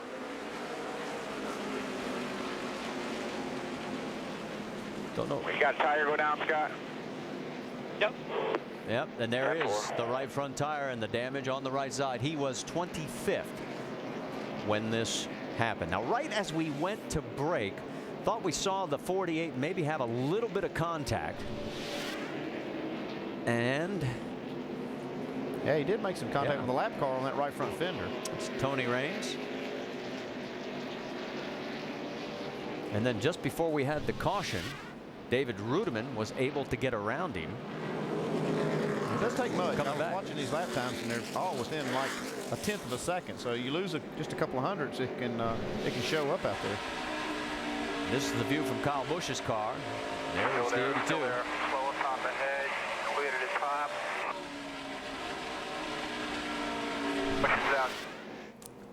So they're going to head down pit road. Let's send it to Vince.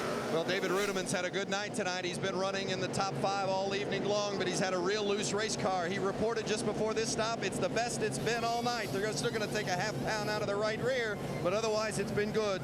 Jamie? Kyle Busch says he gets loose when he's in traffic, but when he's out front, it's all good. He wants to leave it alone. It's 4 tires and Sunoco fuel. They have been getting the job done on pit road tonight. Doc? Ryan Newman says the car starts tight and starts getting loose in a hurry. And he said, in fact, it gets so loose, he loses confidence getting the car in the corner. So they're going to make a wedge adjustment, take a ½ pound of air pressure out of the left front on the 39 car. Dave. Second place, Jimmie Johnson needs his car to be tightened up a little bit on the gas. That'll be a track bar adjustment for Jimmie.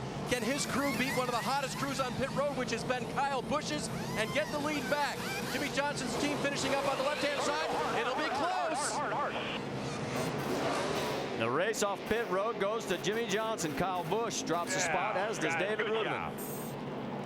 And Matt Kenseth picks up 3, and all those cars made 4 tire changes. I think they got your message there, Andy. Here's the race off pit road. Take a look. That's how close it was. That number 1 pit stall really pays off for the 48. And the reaction of the crew? Yeah, they're breathing a little easier. Stay with us. We'll be back after this message and a word from our ABC stations. Back here at the Irwin Tools night race at Bristol. We are getting ready to go green, and it's out with Jimmie Johnson in front of Kyle Busch, Carl Edwards, David Rudiman, Martin Truex. Whoa, Kyle, there we go. This is going to get dicey. Jimmie backs out of it. He almost gets rear-ended from the 99 of Edwards. Woo, man. Rudiman said, beginning of the broadcast, said he wasn't going to take any prisoners tonight. And boy, food poisoning did something for him. He is second place, but you know that brings up one thing: 500 laps. Is he going to be able to go the distance? I'm sure he'll tough it out, but that's difficult. Anytime that you haven't been able to get yourself properly prepared for this race, it's the most physically demanding race that we have on the circuit. Well, he is in second place right now, behind Kyle Busch. There is Jeff Gordon. Let's go back. Hold on. We're going to wait for this because Rudiman's going for the lead. Yeah, you see, he got just a little bit loose trying to make that pass on the bottom. He's got a fast car really going through the center of the corner. He's got a tough man right there in front of him to make a pass on for the lead. Of course, David won back at Chicagoland. Right now, he'd like to get his second victory of the year. Vince, what's going on? Well, and guys, it shouldn't be a surprise that Rudiman is running well here tonight, because if you'll remember back to the spring, he was running second place at the time that his engine cut loose. So he runs well here. There was some concern about it today, this weekend, I should say, because of the fact that he had been ill, but he got back in the car for the final practice, qualified it well. He's mentioned nothing about feeling ill here tonight, and I'd say that car is feeling pretty healthy too, as Jimmie Johnson now comes up to the back bumper of the 00. I think running up front will make you feel better. I promise you, that's the best medicine a driver can ever have. Jimmie Johnson trying to get back into the mix right now. This is the furthest behind he's been all night. He led 174 laps. Kyle Busch has led 29 and counting. Travis Quabbel and Tony Stewart have each led 1. We've had a total of 7 lead changes. And here comes Jimmie trying to take a peek underneath the double O. Yeah, this is what I want to see after they made adjustments on this 48 car. How's this car going to react? Are they going to be able to drive their way back to the front? Now, we got to tell you, Kevin Harvick had to come back into pit road. They took the sway bar, looked like disconnected. What's the report from down there, Jamie? Well, remember, he's been saying how loose he is all night and how confused they've been on what adjustments to make. So on that round of pit stops at 197, they came in and made an air pressure wedge adjustment, and they tried to unhook the rear bar and failed. So he had to come back around on lap 196 and redo it. So it was a couple laps difference there. They actually got it unhooked finally, but he slipped back about 7 positions, guys. Let's go over to Tim Brewer. He can explain more on unhooking the rear bar, Tim. Thanks, Jamie. What you put the rear anti-roll bar on the car for is to make the car rotate through the center of the corner. But we use these quick pins, and what happens right here, when you push the button, this pin comes out of the bar, and what happens, you unload it. And what that's going to do, that should tighten the car up, not make it rotate through the corner. Going to tighten the car up there and help the forward bite from the center of the corner off. Thanks, Tim. Over in the Craftsman Tech Garage, Harvick running 27th. He's the last car on the lead lap. As we move a little bit further forward in the field, there is Clint Boyer along with his teammate Jeff Burton. That is 12th and 13th. Let's go back to this battle for second place between David Ruderman and Jimmie Johnson, and here comes Jimmie. Yeah, Ruderman's car looks like it's a little looser this run with this set of tires. Yeah, he's been the one that's been best in the longer run, so I was kind of surprised to see him jump out there that quick on those tires, but it looks like his car is a little bit free. Dave, what's the latest on the 48? Whoa, look out, we've got a spin on track, and gathering it up was the 14 of Tony Stewart. This is a crash that looked like it should have happened, and somehow he managed to keep it from going all the way around. He's lost a bit of momentum. Let's go back, take another look. I just caught the tail end of it. There he goes. Yeah, a lot of damage to that car. Yeah, that's a crash right there. He's driven his way up into the top 20. If that. Come on, quick here. Clear low. Green flag is still out, and here comes the 99 of Carl Edwards approaching on David Ruderman. Jimmie Johnson has gotten around David. So now this is a battle for third.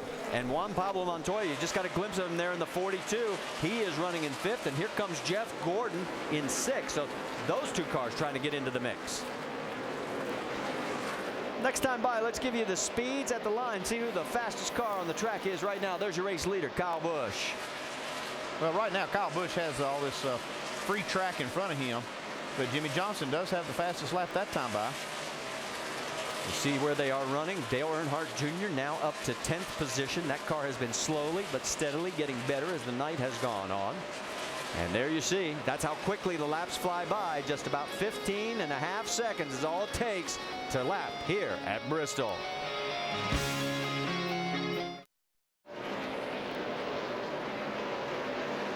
Back here at Bristol Motor Speedway, where the laps are flying by, we are just about to halfway at the 500 laps. On board right now with Kyle Busch. He is our focus in our Gillette Pro Guide profile as he started 19th, and he's looking for the trifecta. Won the truck race on Wednesday night, Nationwide Series race last night, and is leading now and has scored more points here in the last 10 races than any other driver. So the odds are he may become the first ever to sweep all 3. Tony Stewart did go to pit road with the damage that he had on that spin that ended up into the wall, and he is now right now 2 laps down, and there he is. Doc, what's the latest? Well, Tony Stewart, the people behind him said looked like he might have a right rear tire coming apart from the spin. He probably cut part of the tire and maybe pulled some rubber out, and drivers around him have reported they thought the tire was coming apart. So Tony came on the pit road to change right side tires. His night just went from bad to worse. Back in the field now, way back in traffic. Yeah, Tony's shown 29th now, 3 laps down. And remember, he entered tonight with 5 straight top 10 finishes, and he could take a big slam in the points right now if he can't recover.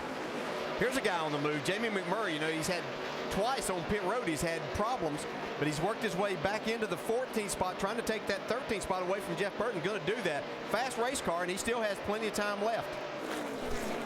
Just ran that last lap at 16.8 seconds with traffic. A little bit further, there is Greg Biffle and Casey Kane. That also a battle for 15th position on the racetrack. Yeah, Biffle looks like he has his car actually a little bit better now. He's been able to make a few passes, and they'll keep working on that. Casey Kane's going to try to work the inside. Well, he's got 4 tires this time. That 2-tire strategy they tried, it got them some track position, but it looked like they kind of balanced back out at the end of that run where they started. Well, he's bouncing back from that penalty he had back on lap 61. We're working lap number 233 right now. Let's talk about Jamie McMurray right up in front of this. He's running as high on the racetrack as anybody is, especially anybody that's running fast times. There's Jamie on the left side of the screen. And here goes Casey trying to go underneath the 16 of Greg Biffle. Looks like he may get him this time, and he does. Well, Casey's another one that had a pit road penalty, a speeding there, put him at the back of the pack, but still trying to work his way forward. Martin Truex, you saw on the right-hand side of your screen, getting a little pressure from Joey Logano. There's the view from up above. And the 47 of Marcus Ambrose saying, you guys give me some space and I'll pass both of you. That's what's happened since they redesigned this racetrack and made the progressive banking. Obviously, see, we have a lot more room to race. Before, it was just basically one groove on the bottom, and you raced around there, and you caught somebody, and if you couldn't just, they didn't slip, you'd knock them out of the way. And the 20 got loose there, Dave. What are you hearing? Marty, we haven't talked about it much tonight, and after he qualified third, you might have thought we'd see Joey up front longer, but crew chief Greg Zipadelli told me this morning they were not very optimistic. He said they weren't able to get their driver comfortable in the car, and they never figured out exactly what this new tire wanted. So I said, what about the qualifying lap? And he said, well, that was just a good qualifying lap. All right, let's go into another battle because Clint Boyer is on the move. He restarted 15th on the last restart, and Boyer now is up to the 9th position after passing Kurt Busch.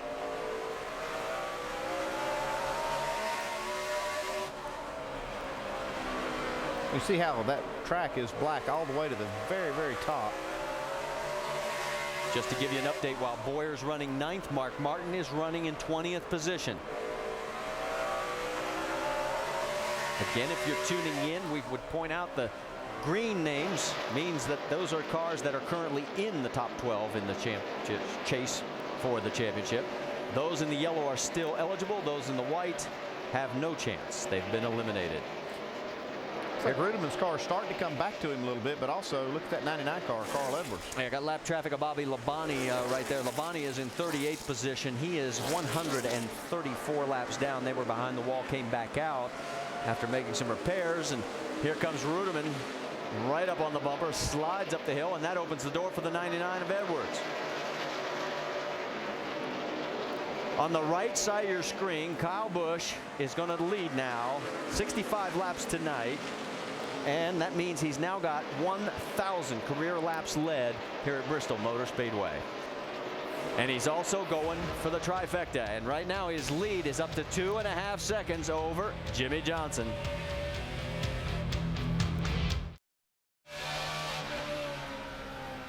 Imagine being able to throw a football into the next zip code or catch a 100-mile-an-hour fastball with your bare hands. One family is about to discover they can do all of those things and more. Michael Chiklis stars in the super-powered series premiere of ABC's No Ordinary Family, Tuesday, September 28th at 8 Eastern, 7 Central on ABC. We've seen a lot of action up front between these cars. 48 of Jimmie Johnson getting a run from the 000 of David Rudiman. Early thoughts about what's going on between positions 2, 3, and 4. Well, right now I'm taking a look at Clint Boyer, to tell you the truth, and he's really doing a great job out there. Andy mentioned earlier how the track's really getting black from the bottom to the top. I mentioned earlier also about the darkness. I really think both of those factors right now have really got Clint Boyer and also David Rudiman's car running a lot better. So I really got an eye on those two. Been pretty impressed. Oh, caution. Looks like Bobby Labonte in the 09 car blows right front. And we're going to pick it up for you, Rusty, as you can see the damage as our 5th caution has come out here at Bristol Motor Speedway. And we had just seen Bobby, as he had been behind the wall, came back out. And Probably right now they're thinking maybe we should have stayed behind the wall. Well, yeah, we've seen a lot of these right front tires go down so far tonight. Strap to the truck. Take another look. Keep an eye on the 09. Whoops, there it goes. See that tire let go right in the center of the corner. I think this harder tire has created some handling issues for some people that are having to apply more brake than normal here. This is normally a place that you don't use a lot of brake. I think we can say Kyle Busch is effectively not using a lot of brake. Yeah, he normally use does a lot of gas. Yeah. Let's update you on a couple of items. Travis Quapple got the free pass the prior yellow. We never got that one in for you. He is 26th right now, and Sam Hornish Jr. is going to get it this time. Vince? Well, the double zero of David Rudeman says it's just too loose on entry, and he doesn't have anything to lean on coming off the corner. So they're going to give him 4 fresh tires and put a round and a half a wedge in the left rear. Jamie? Kyle Busch says he starts out just a little tight, and the guys behind him are turning better than him. So air pressure out of the 2 front tires. 4 tires stop and Sunoco fuel for Kyle Busch. Dave? Second place, Jimmie Johnson says, when I get to the black part of the track where the rubber's worked in, the right rear, I lose. I get the car very, very loose. So they're going to make an air pressure adjustment, possibly a chassis adjustment as well, as they come to a complete stop. Do not see a wrench. Yes, it is going to go in this side. Rich Gutierrez, the catch can man, makes a wedge adjustment for Jimmie Johnson to see if they can get that car tightened up just a little bit. Remember earlier, he didn't like the way they did it with the air pressure. He's going to actually maintain second place to Kyle Busch. First 3 come out the way they went in. Montoya picks up a spot at the expense of Carl Edwards, and Ryan Newman has lost 3. And again, notice. What happened to all the 2-tire guys? I was going to set you up for that. Nobody has gone back to the 2-tire strategy.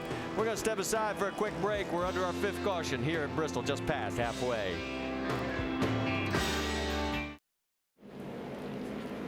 The sun has set at Bristol Motor Speedway. It is officially a night race, and we have 258 laps down, which means we've got 242 to go. Let's get you caught up with what has happened so far with our McDonald's race rundown.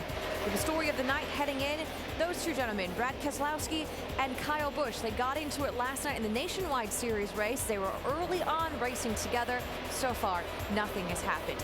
So far, also a very eventful night for Tony Stewart. Was running in second, Rusty, when he had contact with the 37, and then he spun later on in the race. Yeah, he had to slow down to avoid a wreck in a 37 car. Tony Raines got to back him and really damaged the right rear quarter panel, made his car really loose. He ended up spinning it. Now he's got a lot of damage, and he's way down right now. He's in 28, 3 laps off the pace. One thing we're watching all night is the battle between the 5 of Mark Martin and the 33 of Clint Bowyer. Those 2 guys, 12th and 13th in the points, trying to make the chase. Brad, right now, Boyer's running in top 10. Mark Martin is not. Yeah, right now, 82 points separates those 2. And Clint Bowyer early on in the race made a 2-tire stop, picked up about 13 positions, has got himself in that top 10. Mark Martin still trying to get the feel of his race car. It's coming. And restart of the night. Check this one out. Marty, the 48 had the lead, but he was bested by both David Rudeman and Kyle Busch, who is currently shown as the leader. We're heading towards another restart, guys. What are we going to see now? Well, and it's interesting, Nicole, because the positions are going to be swapped if everything holds station, guys, because it will be Kyle Busch with the choice. And let's take another look at this restart, DJ, because you think Kyle Busch really put a great move here. Oh, he did a great job. Jimmie Johnson was the leader. He chose the outside. Watch Kyle laid back just a little bit right here. He knew exactly where he wanted to go. He didn't want to be on that bottom, get trapped there. Laid back, got himself up to the top right here. So he gets a nice run down into the corner. A lot of momentum right here. Touches Jimmie just a little bit. That gets Jimmie off the gas for a split second. They're 3 wide, but Kyle's in the preferred spot, takes the lead. He's got the outside on this restart, though. That's his choice.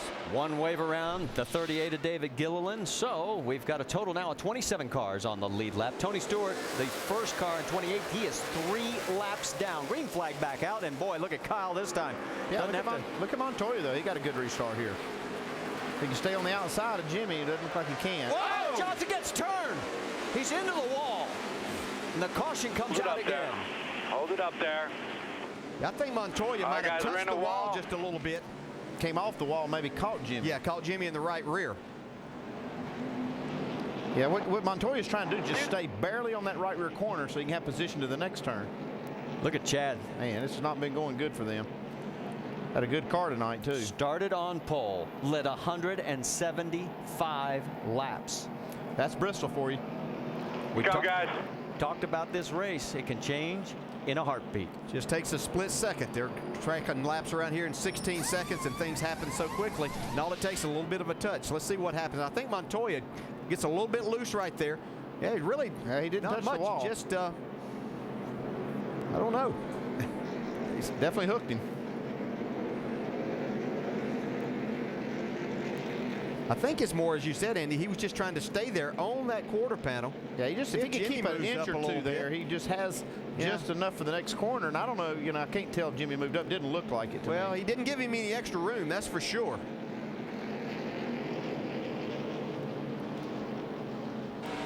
Let's look from this view. They come out of the corner.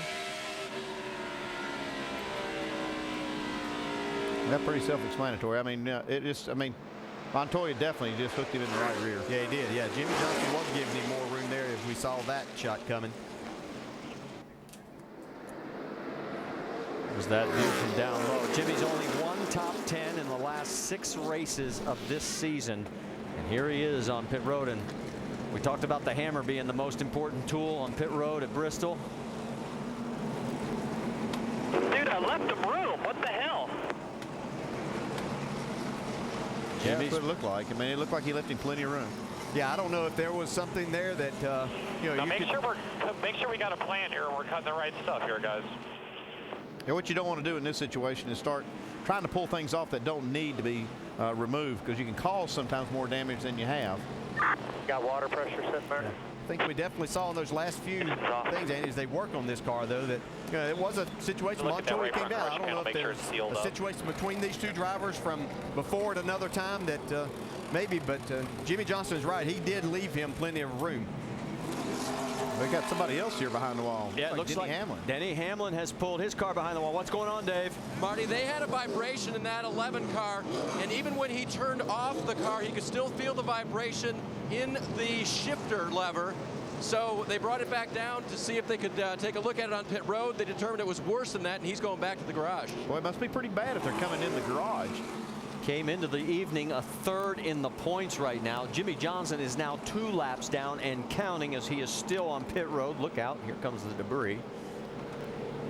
You know, Denny Hamlin, he ran over a shock absorber earlier, but I think that was just with the tire. I can't see that having anything to do, but these are the type things that they saw in the chase last year that literally kept them from being able to challenge Jimmie Johnson. 2 cars behind, one behind the wall, one on pit road. But a lot of times this is kind of a payback place. When you come to a short track and you see right here at Indianapolis, Jimmie Johnson racing hard, racing with Kyle Busch. And then right there gets a little loose. And this problem on pit road, hood up. We just have not seen this in the last 4 years with this team, and now they are back behind the wall. Now this one here just definitely not Jimmie's fault. It wasn't the team's fault. They were executing really pretty good tonight. Johnson and Hamlin each have 5 wins. They lead all drivers in that category here in 2010. Driving this truck, Jimmie. And both of them behind the wall. I'm kind of like you, Dale. I'm just wondering if there's something that's happened over the last few races that's got these two maybe not getting along. Dave, what are you hearing down there? One of the items that's broken on the 48 is going to take a little time to put back in. A split oil cooler was the call. Yeah, they're going to have to fix that for sure. We see a lot of fluid actually in front of Jimmie. Somebody else is leaking fluid. And here's Montoya's got some damage to his left front that might need to be addressed. Yeah, that could create a rubbing problem as he goes down and into the banking here. We'll have to keep an eye on that. It's a lot of damage. Chad Knaus would not get too close to him right now. He has got to be one frustrated guy. And as he walks back, we go back to green flag racing, ending our 6th caution with Kyle Busch, David Ruderman, Boyer, Montoya, and Kenseth, your top 5. Yeah, how about that name you said third? Clint Boyer worked his way all the way from the rear back up to 3rd spot. See, Montoya has a lot of tire rub. Tire rub, man. Yeah. That's trouble right there. Big trouble for Montoya. He'll have to make a pit stop. This could be a matter of He's going to make a pit stop, whether it's with a flat tire and a crash car or get it down here as soon as he can. On board with Ryan Newman right there, and give a shout out to the 17 of Matt Kenseth. He has worked his way into the top 5 for the first time tonight. Yeah, just behind those guys, you see that one car once again. Been talking about him quite a bit tonight. He's got a fast race car. Got himself up there in the 7th spot. Kenseth started 14th. There's Jamie McMurray right alongside Casey Kane. Word that Greg Biffle was having problems. He's got one there with the 47 of Marcus Ambrose. Things are starting to pick up. Well, we're getting close to that 300 lap mark, and that last 200, you got to get yourself in position and start racing hard. On board with Marcus. See Biffle really struggling with his race car to keep it down, and especially on the exit of the corner. That's a battle for 15th. Paul Menard right behind him, and 56 of Martin Truex. And there is Mark Martin. He has got to try and get himself further forward in this field because Bowyer is eating up points right now in that battle for 12th. As Mark's back there in this battle, Clint Bowyer's up trying to take the 2nd spot away from David Rudiman. There you go with the 2 box on the right side, the battle for 2nd. Rudiman still doing a great job despite coming off food poisoning just a couple of nights ago. David been running that high line very successfully. The lead by Kyle Busch, 0.8 of a second. And again, don't forget that Kyle trying to make history. No one has ever won all 3 touring series in the same weekend. Clint Bowyer's racing hard here, trying to take that 2nd spot away. He wants to see if he can get by here, get a little bit of clean air. He can get up and keep Kyle Busch from that happening once again in his 5th try of sweeping the weekend.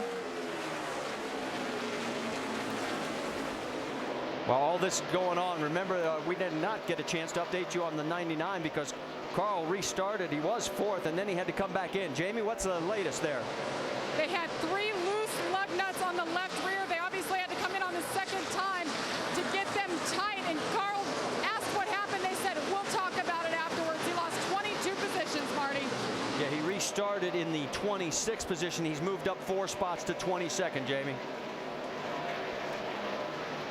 Yeah, that'd be like a jackman letting it down too early to have that many lug nuts in. Yeah, just a little miscue. I mean, you make mistakes. You're trying to make these spots up on pit road, and it's so tight.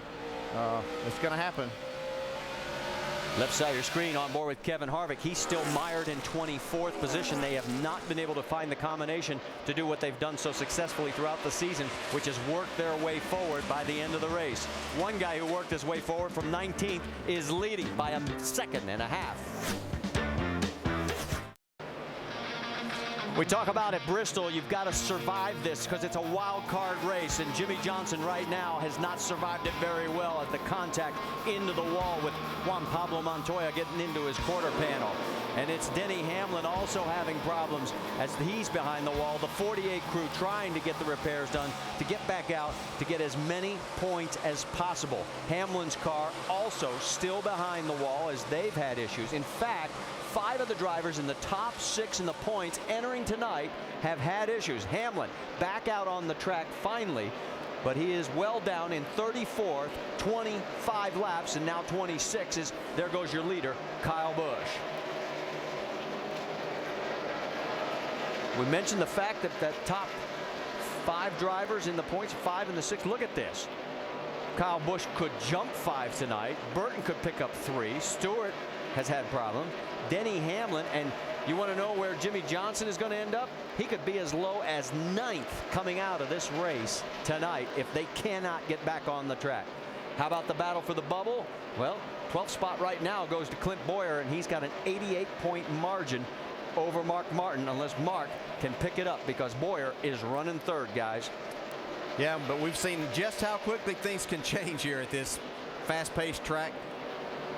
Clint Bowyer would love for this race to end pretty soon. He'd love to win, but he knows that 3rd place would give him a nice cushion going into the last 2, but a lot can happen from this point forward. One of the interesting things, 5 of the drivers in the top 9 running right now were running in last night's Nationwide Series race.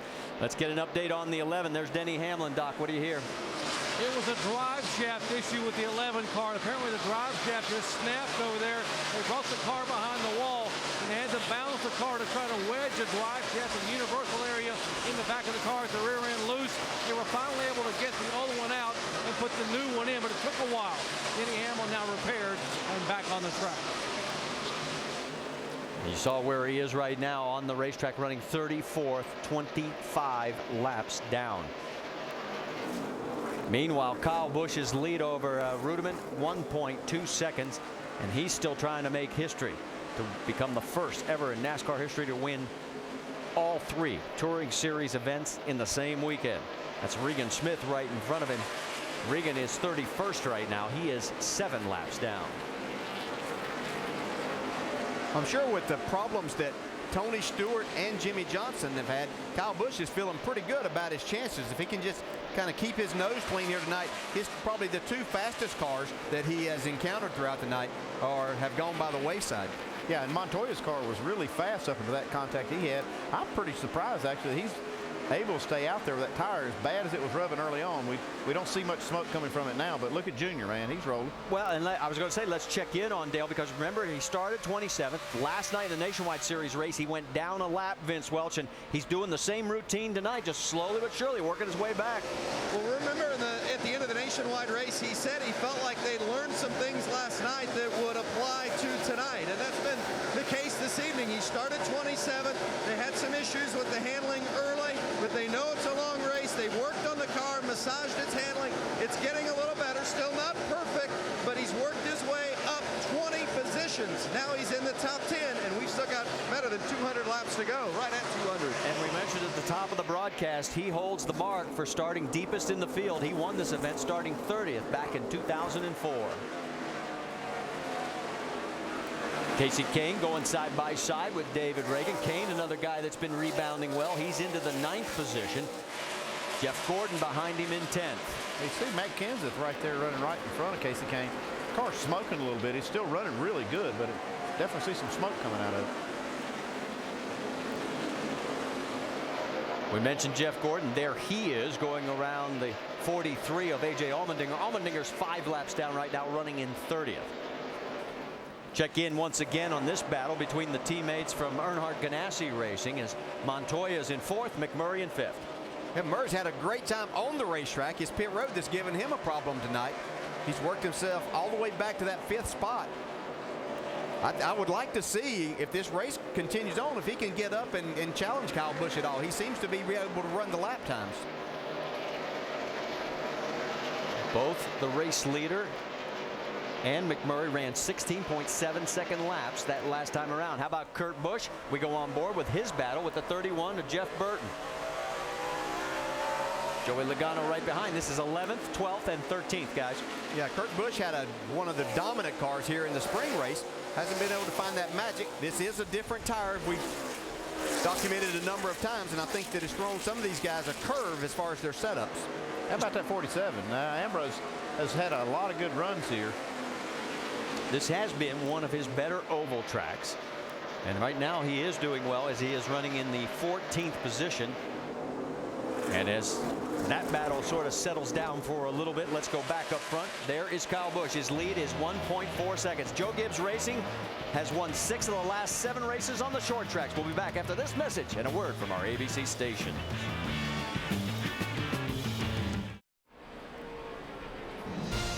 We've got Major League Baseball on ESPN Sunday and ESPN2 on Monday night. First, ESPN Sunday Night Baseball, 8 Eastern. We've got Torrey Hunter and the Angels, Joe Mauer and the Minnesota Twins. And then 2 teams in the thick of the NL races meet on ESPN2's Monday Night Baseball, 10 Eastern.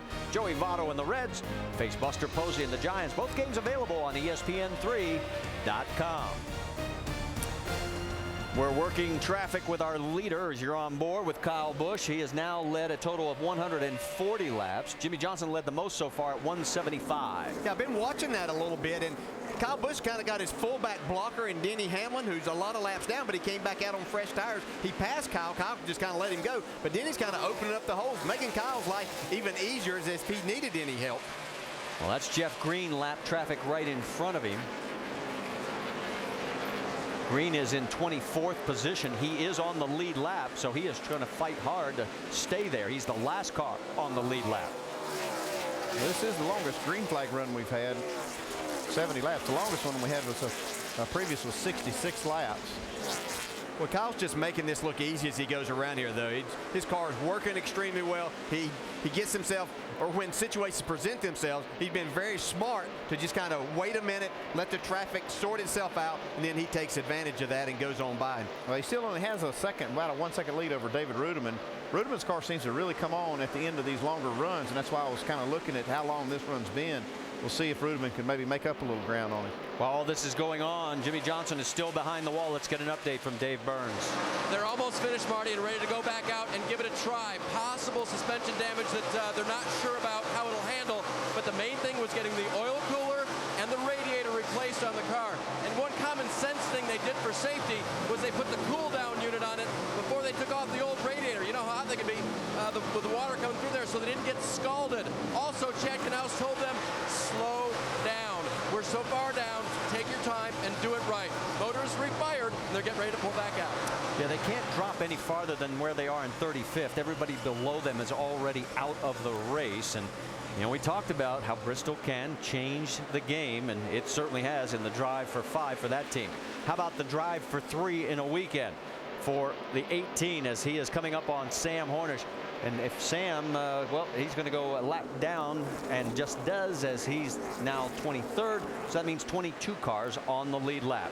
Andy, there's another one of your 2-tire guys in the 83 car, Reed Sorensen. They just changed 2 last time. Yeah, we saw that. We didn't get to see them on the race off, but I checked later. They did take 2 tires and just went straight back. So, boy, if other teams weren't paying attention before, I'm sure they were there.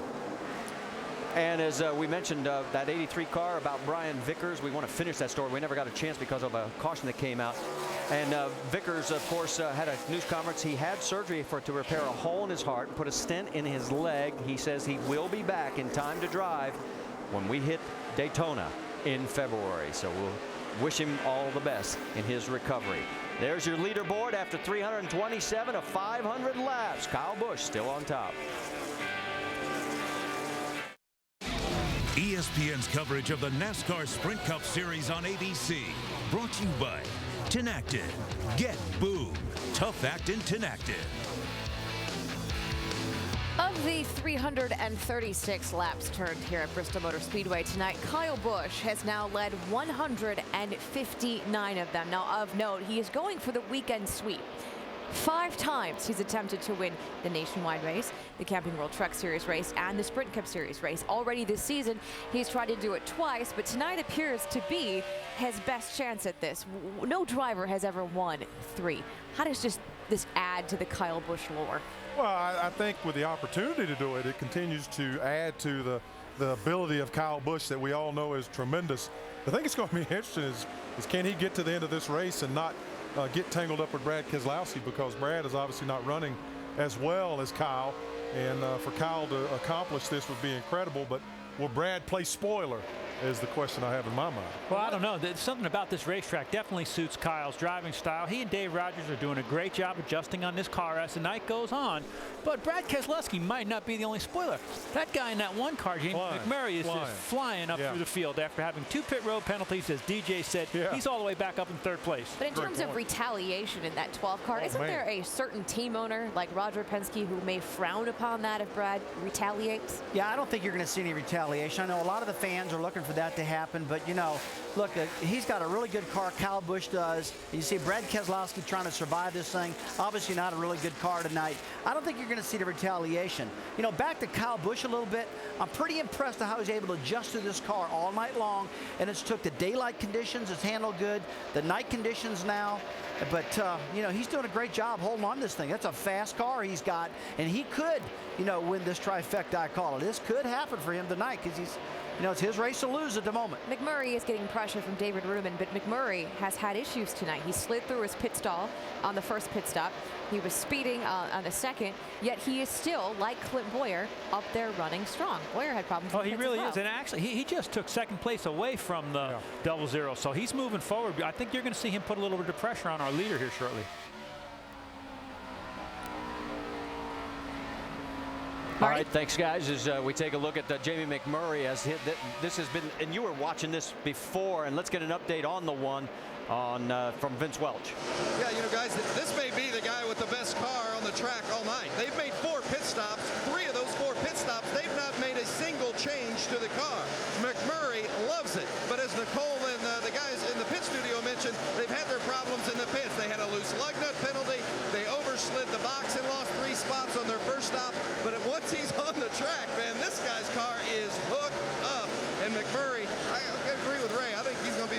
pressure on Kyle Busch before it's over with. Could be trouble for Matt Kenseth. He has got problems. He has pulled down pit road, and he is headed for his pit stop. He was 8th.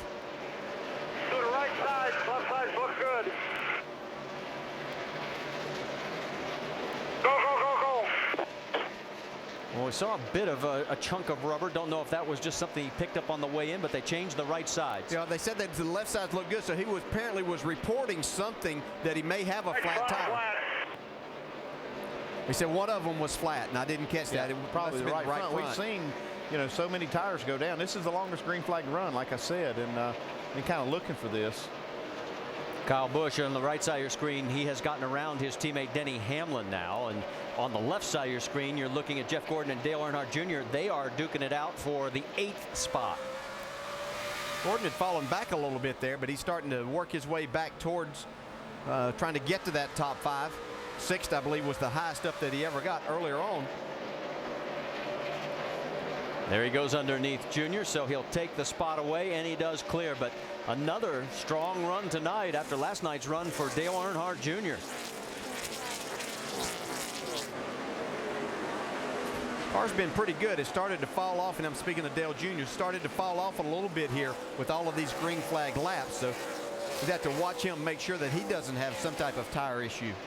There you see Matt Kenseth. He is back out on the track, but he is now 25th, 2 laps down. And the bad news for Matt is he only has one top 10 finish in his last 10 races.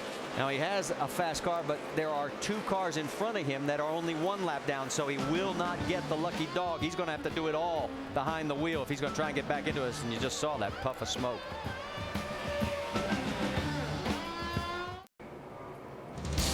We've gone 107 green flag laps, and the guys on pit road know what that potentially could mean. Green flag pit stops. The pressure will be on because this could be the determining factor in the race. Let's revisit the AT&T Fastest Pit Crew of the Year award. The fastest pit crew is determined by the winner of each race, the pit time, and your vote. Be sure to text the car number to 2258 for your pit crew choice. Look at that out the back. Jamie McMurray is coming. He's going around Mark Martin right now, as Martin has just gone a lap down in 20th position. You're riding on board with the race leader. But look at this. The position changes. He's lost 4 on pit road, gained 9 on the track. Well, he's hoping they only have to make about 1 more pit stop, and he'll be careful and hope for the crew will do their job. You saw the 48. He is back out on the track as well, but Jimmie Johnson 35th, 72 laps down. One other thing to point out for Jamie McMurray.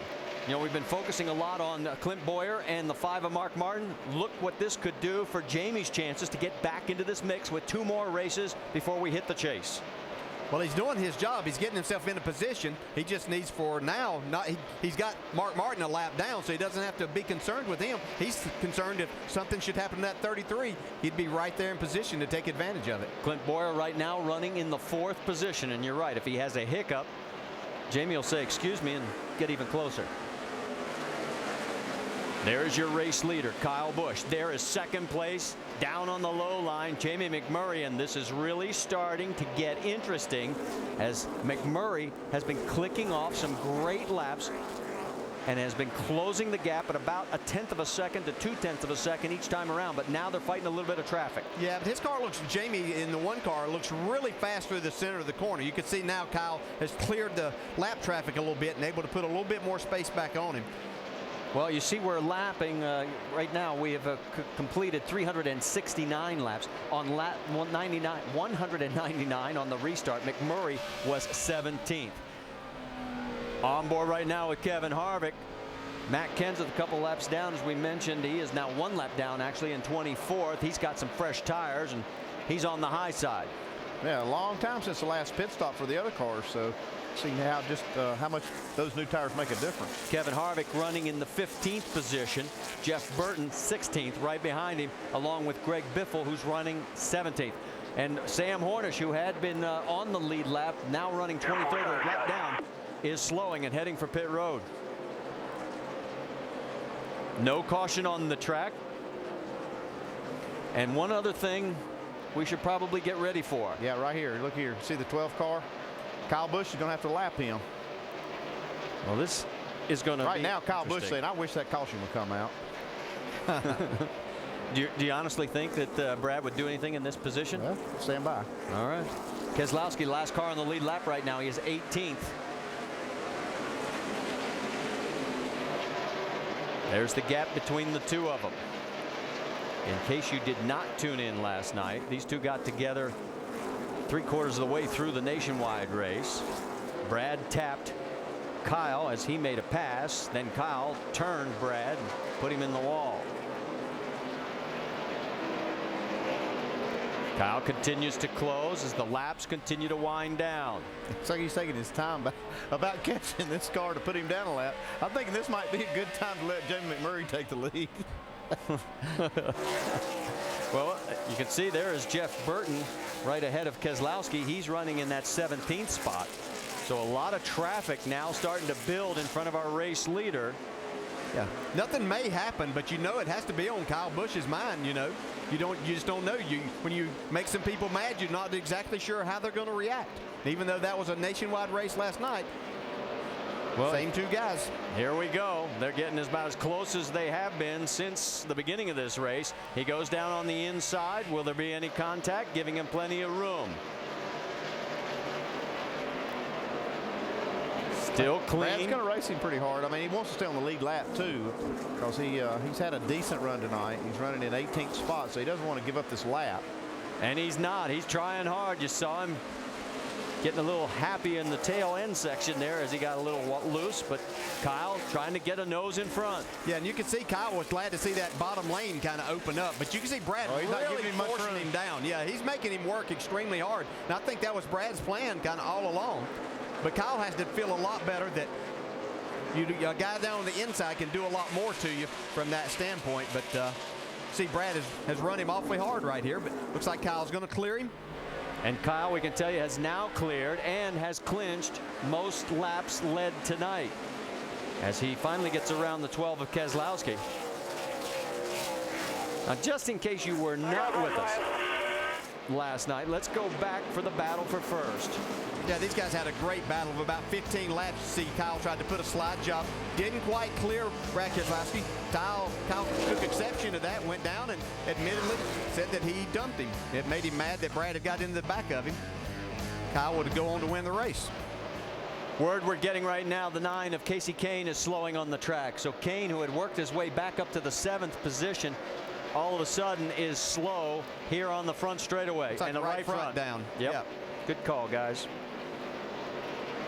So a tough break again for Kasey Kahne. He rallied back after getting a speeding penalty, got all the way back into the top 10, and here under green flag situations, you're definitely going down a lap or two when you have to pit. And we'll point out again, just for those if you didn't join us, under green flag conditions, you only have to go in the side, and then you can go out and straight back out on the racetrack from just the one pit road. You don't have to go around the entire length of both pit roads. On board with Kyle Busch, that is second place. Jamie McMurray right behind him. You're looking at the laps, you're saying 115 to go. Remember, this is a half-mile track, and the laps click off at about 16 seconds a lap. There's no doubt that Jamie McMurray's car is a little better than Kyle Busch right now. See if he can make a good enough run on that bottom side. That looks like where Kyle's going to make him go to make the pass. Well, here he goes. He's underneath him. Doesn't have enough to get it done there. Right here's where Jamie's car's been really good and able to turn and get back to the gas. See Kyle really driving his hard. He wants to keep the lead. Well, and Jamie has to give up there because the slower traffic of Jimmie Johnson, who's out there just trying to get as many points back as possible.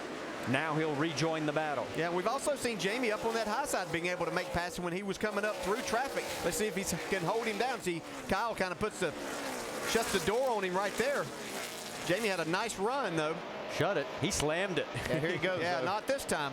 Side by side, do we have a new leader? Jamie McMurray is going to get the lead. Can he seal the deal? Yeah, I think Kyle Busch just gave it to him right there, knowing there's a lot of laps left. They're going to make another pit stop. He's going to have an opportunity to win this race, and he has the best car on these restarts. He'll be our 5th different leader, our 10th lead change. So there is a new race leader, 111 laps to go here at Bristol. We'll be back with more after this message and a word from our ABC station.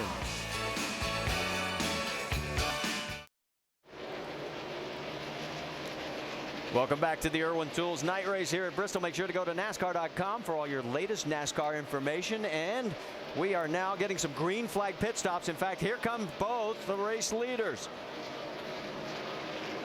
McMurray and Kyle Busch, 30 miles an hour. It's going to feel like an eternity. Vince? Jamie McMurray's car has been great all night. They've not made a single chassis adjustment on 3 of their 4 pit stops. They're going with 4 tires and Sunoco fuel here. McMurray has loved his car, and Bono Mannion has done his job tonight for sure. Jamie. And Kyle Busch surprised his crew. He made the call to come because he knew the one was. It was a wedge adjustment, air pressure. He wants his car to turn better. He thinks that's why the one car's beating him, and you see the 18 wins the race on pit road. Dave. Chassis adjustment and air pressure adjustment for Juan Pablo Montoya. He said no grip in the car, more to the tight side, but still a little bit loose as well. That's a good stop. 145 green flag laps, and we are still under green. There's Joey Logano in. Dave? 20 is in. Logano said, please snug it up a little. The car generally very good. He ran as low as 18th. He was running 8th when this round of pit stops was going on. A good recovery for the 20 car after they didn't know what they had at the start of the day, Jamie. And Kurt Busch been saying his car is not turning through the center. That has been the main complaint tonight. Not happy with the earlier adjustments. Filled it up with fuel and 4 tires, Doc. Jeff Gordon's had a car that's been very loose. Has been screaming on the car. They finally got it tightened up by taking the rubber out of the rear. He drove it from 14th all the way up to 5th position. Car real good, 4 tires of fuel. He's away. During the break, the 16 also came in. Mark Martin has assumed the race lead, but of course he now has to make his pit stop. David Rudiman was the first to come in while we were in commercial break. So did the 88 of Dale Earnhardt Jr. And we mentioned the 16 as well. Yeah, back. Dave?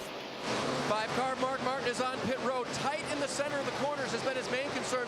The run before, it was very, very loose, and he said, I'm struggling. But tight this time is why he lost all those positions and went a lap down and is having a hard night tonight at Bristol when he needs a really good run. And we're going to get 2 penalties for too fast exiting on 20 of the Joey Logano and the 37 of Tony Raines, so they'll have to do pass-throughs. Your race leader now is David Rudiman, and he was the first to come in and get those fresh 4 tires. Now let's go back because we're hearing word that the 18 had a little bit of contact right here. You can see it got Kyle Busch sideways off of turn 2. Hopefully that didn't do enough damage to his right front. He's currently in second right now. He beat Jamie McMurray out of the pits, but David Rudiman, by making that pit stop a little earlier, had those fresher tires longer, got the lead. And we should tell you that 26 of Jeff Green, he is in 24th, 2 laps down. You see David Rudiman going around Kurt Busch. Kurt is in the 12th position, 1 lap down, and Carl Edwards right there, 13th. He is also 1 lap down. And caution. Back her down.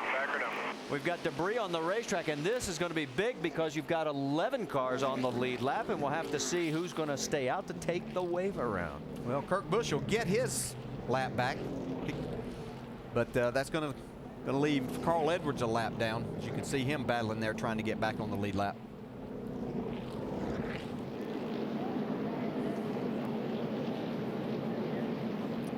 Take a look at Jamie McMurray there right now. Now, we talked about all those positions he lost on pit road. And Andy, take us through because he's still having problems on pit lane. I mean, you see right there, he lost a second or just about a second on pit road. But I also saw Kyle Busch make a big move getting to pit road that actually got him in front of Jamie McMurray before he made the pit stop. Question I think is going to be, is Kyle Busch going to have to come to pit road to take care of this damage that he has on the right front? Are they going to be okay? Looks like he is making a move towards pit road. No, he fakes, comes back out. You mentioned that race to pit road. Here we go. Yeah, it looks like McMurray kind of got caught out there, maybe by some of these lap cars. Okay, and here they're going to come to pit road this time.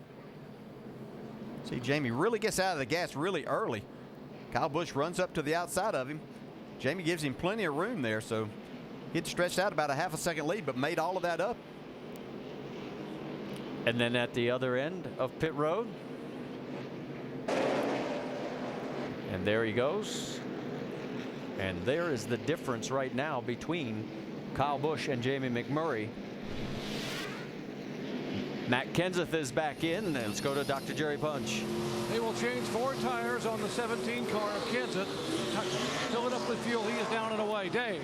They reasoned at the 42 pit that this would probably be the last time they came down pit road. So go ahead and put 4 fresh tires on it. No fuel and no adjustments. Turning much better in that short run for Juan Pablo Montoya. Well, Carl Edwards is going to get the lucky dog. That will put 11 cars back on the lead lap here at Bristol. Don't go away.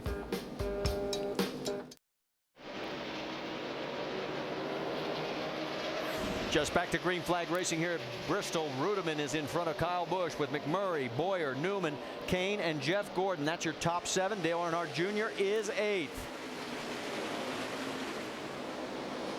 There's the logjam behind the top 3 as there's about 4 cars. Now they're trying to sort it out. There's Ryan Newman in that mix. Yeah, that last caution was a big break for Matt Kenseth because he got his lap back. Remember, he had that flat tire and had to make that unscheduled stop. He did, and he restarted 7th, but he has dropped 3 positions since the restart already, so he has slid back to 10th. Yeah, and I'd mentioned that Kurt Busch was going to get the lucky dog. He was actually ahead of the leader just when the caution came out, so he'd got back on the lead lap, and Marty told you that Carl Edwards was the one that got the free pass. And how about Casey Kane? Remember when he was in a spot of trouble there? We thought that that was going to be costly for him, but the caution came out at the opportune time. He, too, on the lead lap, running in 6th right now. David Rudeman holding off Kyle Busch. Busch has led 211 laps tonight. We've had 9 different leaders, 14 lead changes. And there's Jeff Gordon side by side with Kenseth. Yeah, and Casey Kane just took over the 5th spot from Ryan Newman. Here we go, pass for the lead. Kyle said, Dave, you've had plenty of camera time up front. I think I want it back. But not so fast. David's saying no way, not yet. Great racing at Bristol. This is what we saw last night. A lot of side-by-side action, and the guys are doing it again. Yeah, you can see Jamie McMurray close in a little bit as these guys race side by side. Kyle, once again, couldn't make the pass. Just couldn't get the forward bite that he needed. Oh, that's a good move right there. Oh, contact. Yeah, oh, look out. He almost hit the outside wall. It was a good move till then.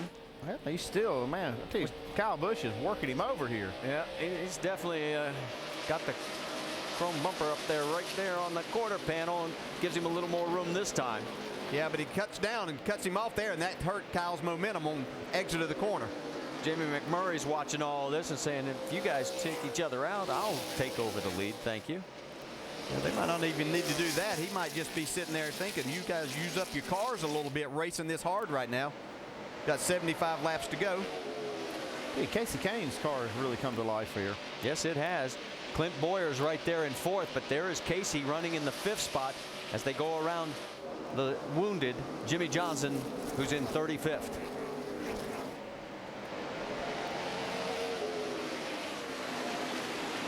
Rudeman still holding on to that top spot right now as the laps continue to wind down, and it won't take us long, especially if we stay green like we did the last stretch. 75 to go. Casey Kane on the high side trying to take that 4th spot away from Clint Boyer. Is going to be able to do that. And it does. He does take over the 4th position. Yeah, we might have a new player here for racing for the lead here eventually.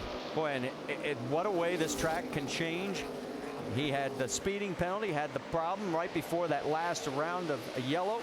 And here he is back in the mix. Yeah, you can see Kyle Busch try to fake, give David Rudeman a little bit of a fake to go to that high side last time to get him to move down maybe a little bit on the track. Now he's trying that low side once again. Whoa, Rudeman gets sideways. And here comes the 18. He says, you've opened the door, trying to squeeze through, and he does. So Kyle Busch retakes the lead now with 72 laps remaining. Well, that's a great move Kyle Busch made. Get up on the bumper. That got Rudeman a little bit loose getting back to the throttle. So it sorts out for just a moment. Now will Jamie McMurray go for 2nd? Stay with us to find out.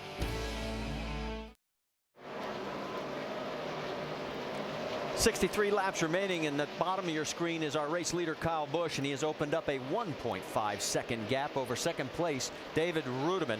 And for Sprint, bringing you an inside look at the chase for the NASCAR Sprint Cup on the Now Network. Let's listen in to Kyle. Coming this time. Coming. The one's coming also. Get down. At the line, 4,200. And that may be the move of the race, because he got out ahead of Jimmie McMurray. And then at the other end of pit road, there is the difference as he gets out that much ahead of Jimmie McMurray. For more NASCAR stats, in-car audio, and live race radio, check out NASCAR Sprint Cup Mobile at sprint.com/speed. Kyle Busch now his lead up to 1.8 seconds in the last 9 Bristol races. The only driver to lead the most laps and win, guess who? You're looking at him, Kyle Busch. He did it back in March of the past year in 2009. There's the battle for second place. Jimmie McMurray has not been able to get around the 00 of David Rudiman, and Casey Kane has pulled up into that mix as well, guys. Yeah, and that's what was so important about that pass that Kyle made to get by David Rudiman. Now he's got these guys held back a little bit. I think McMurray might be a little faster, but you got to be able to pass the guy and get by. As we see Greg Biffle up in the top 10, battling Juan Pablo Montoya for that 8th spot. Biffle down low, has to fall back behind the 42. Yeah, Greg's really had to overcome a bad qualifying run. He started pretty far back, and they tried some strategy that didn't work. They took 2 tires, didn't work very well, but they've really clawed their way back into this. Well, next time by, let's check the speeds at the line, see who is the fastest of the 13 cars that are running on the lead lap. I'm going to take a wild guess and say it's our leader. Well, we'll just see right here. So far, you're right. Yeah, looks like it's going to work. Second quick goes to Clint Boyer with Ryan Newman, the winner of the modified race on Wednesday night here at Bristol. He being the 3rd fastest, and Jimmie McMurray's crew chief, Kevin Mannion, was the crew chief on that modified win. Kyle got got a good car under Jimmie McMurray tonight. If Jamie could just find a way to make this pass on David Rudiman, he might have a shot at it. Elliott Sadler going another lap down. He is now 8 laps down in 29th in that 19 car, and that battle for second place continues. We've only got 53 to go.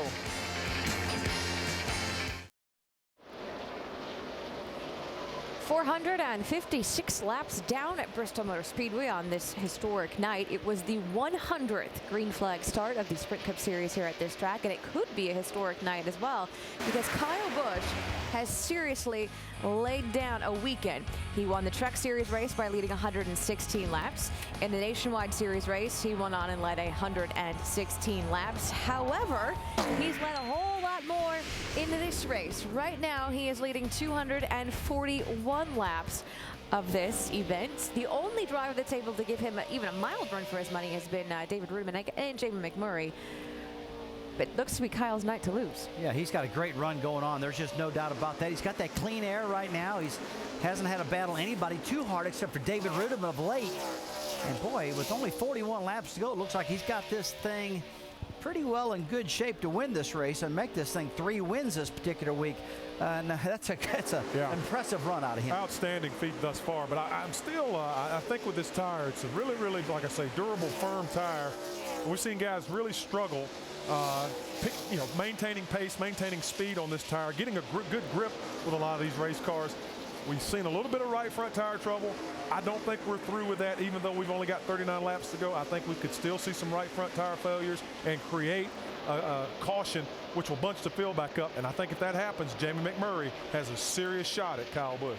Well, that could definitely be in the mix. We could be poised to see something in history. I mean, Kyle has set record after record for as little time as he has spent in the race car. So we may see the first ever three-peat weekend. But as Brad said, there could be a caution that could jumble some things around. With this hard tire, we've seen cars change on the restart. And then it goes back, do you pit, do you not pit? That's right. Do you do 2, do you do 4, do you do none? I don't know. What about the guys in the booth? What do they think?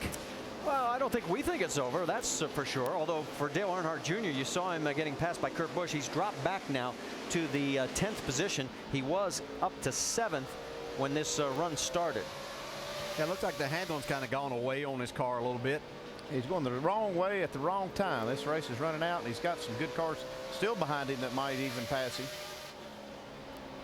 Total of 13 cars on the lead lap. We have a total of 8 cars that are out of this race. Jimmie Johnson, just to let you know, is the last car out there running in 35th, 81 down. So let's also update the 29 of Kevin Harvick. It has not been the kind of night that Kevin has been accustomed to. As you can see his cycle there, as Harvick running 1 lap down right now in 14th. He would get the lucky dog if we get another caution. How about Juan Pablo Montoya? Let's check in on him because he's tracking down Ryan Newman. Newman's in that 6th spot, and Montoya would love to take it away. And Montoya's had a good solid night. Hasn't been, he's been right around the top 5 the majority of the night. Had that contact with Jimmie Johnson. Didn't seem to hurt his car, but put Jimmy out for quite a while. Well, you heard the guys down in the pit studio talking about tires. Let's get an update from Dr. Jerry Punch. You heard Brad say he thought that we may have some more tire issues. I'm already hearing several crew chiefs talking to their drivers about being careful with the right front tire. Remember the right front of the 17 car? Matt Kenseth had to go down. He only had 75 laps on that right front tire. He pitted on lap 410. They're warning him and others, be very careful, guys. A lot of brake heat, a lot of wear on that right front. We only have 30 laps to go. That's about 15 miles, but a lot can happen at Bristol in 15 miles. We're back after this message and a word from our ABC stations. 20 laps to go here at Bristol, and you're looking at race leader Kyle Busch. He has now led 263 laps. He's been one of 9 different leaders. We've had 15 total lead changes, but right now it's all Kyle's race to lose. He has just put Mark Martin, as you saw Mark go by, 2 laps down. His lead over David Rudiman in the double zero, 2.1 seconds. Jamie McMurray right there trying to get around Rudiman again, but hasn't been able to get it done. No, it looked like he was struggling a little bit this car, but he dropped back. Looked like he cooled his tires off a little. Now he's making one more run at that 2nd spot. And the 39 and the 42 still knocking on each other's doors as Ryan Newman holds off Juan Pablo Montoya.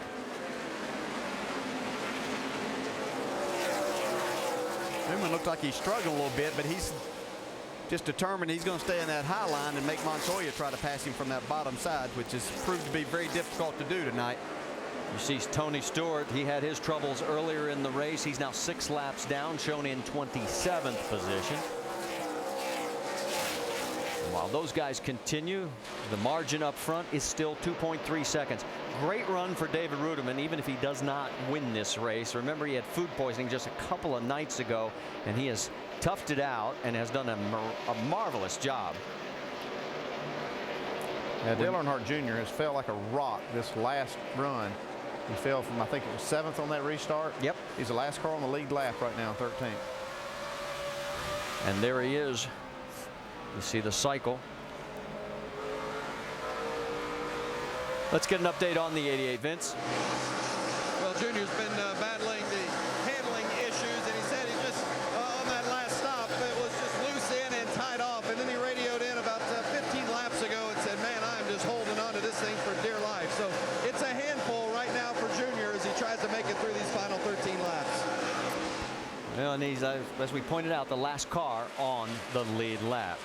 And boy, it is awfully loose. And there, just a few cars back, is our race leader, Kyle Busch. His lead 2.5 seconds. You know, in the last 10 short track races, Kyle has had the most wins with 4. Jimmie Johnson, Denny Hamlin had the other 3 each.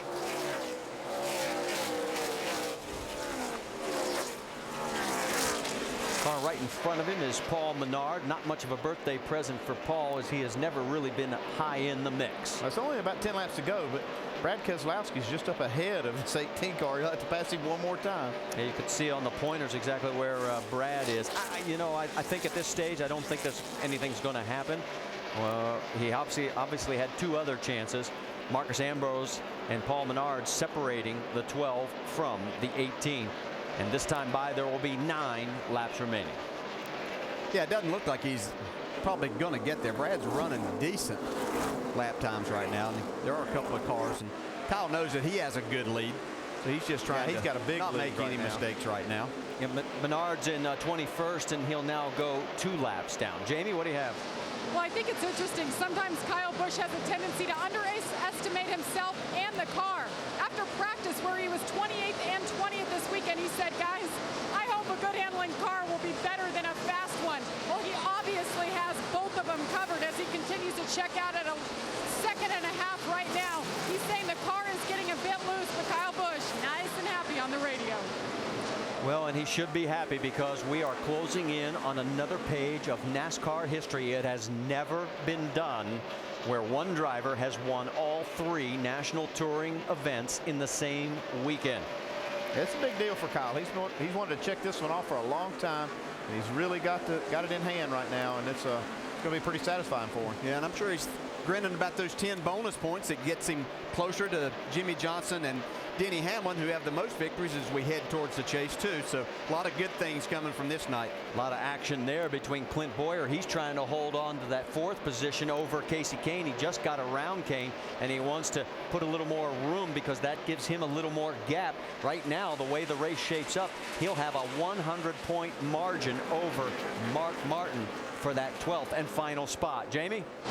Kyle Busch just radioed in, guys, I think I have a track bar mount coming off, or I have a flat tire. They're keeping an eye on it right now, guys, as we will do the same.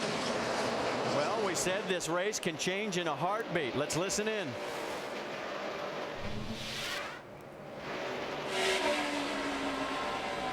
Tell him I think the track bar mount's falling out of it.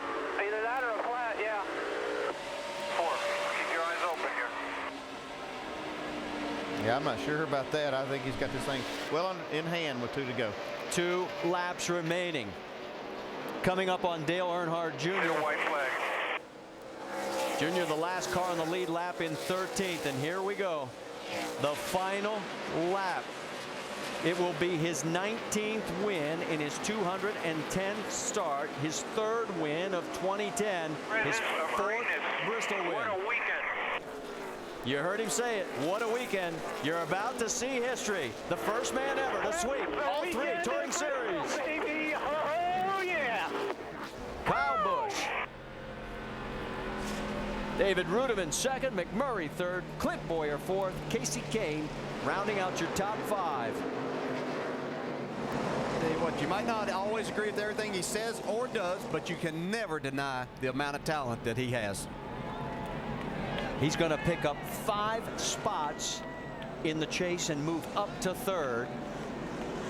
And we can also tell you, with Jeff Gordon coming across the line in 11th, he has clinched his spot in the chase. All right, let's focus in on Kyle. There is Joe Gibbs. That moment that they always have as they celebrate. And now the celebration will begin in Victory Lane. That's cool.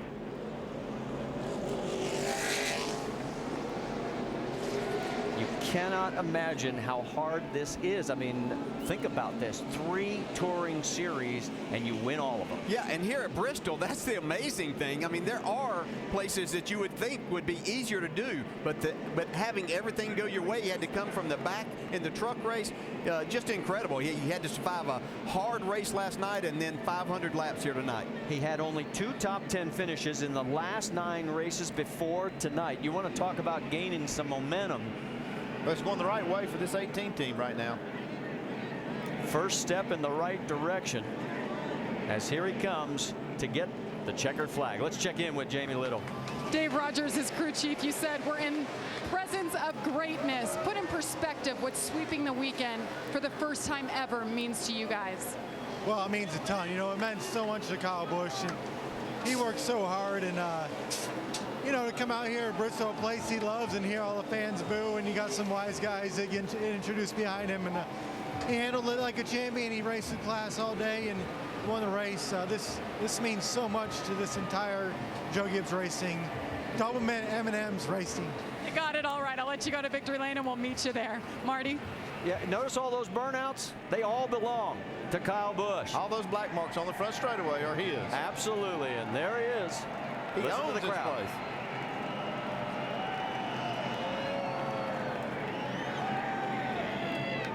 And the crowd gives him the credit that he is due for what he has accomplished that no one else has ever done in the history of NASCAR. I think the Truck Series with burnout was the one on the left, the Nationwide was the one in the middle, and the one on the right was tonight's. It's just quite an accomplishment. Again, at this very difficult racetrack, makes it even more special. Well, get your DVRs going here, because we'll show you all 3 wins. This is Wednesday night when he took the truck from the back of the field, remember that, all the way to the front. Then last night, the controversial finish, and he said, you all cry, I'm still going to take the win. And then tonight, as he caps off what has never been done in the history of the sport. Stay with us. When we come back, we'll talk to him. Back here at Bristol, this was the moment that Kyle Busch has tried 5 times to accomplish, sweeping the weekend. Oh, Dave, thank you guys. I can't believe it. Swept the weekend at Bristol, baby. Oh, yeah. Woo! And from there, it's only a short drive to victory lane. And the party is about to begin, as there he is, and he can't wait to get out on this one, I guarantee you. Here he comes.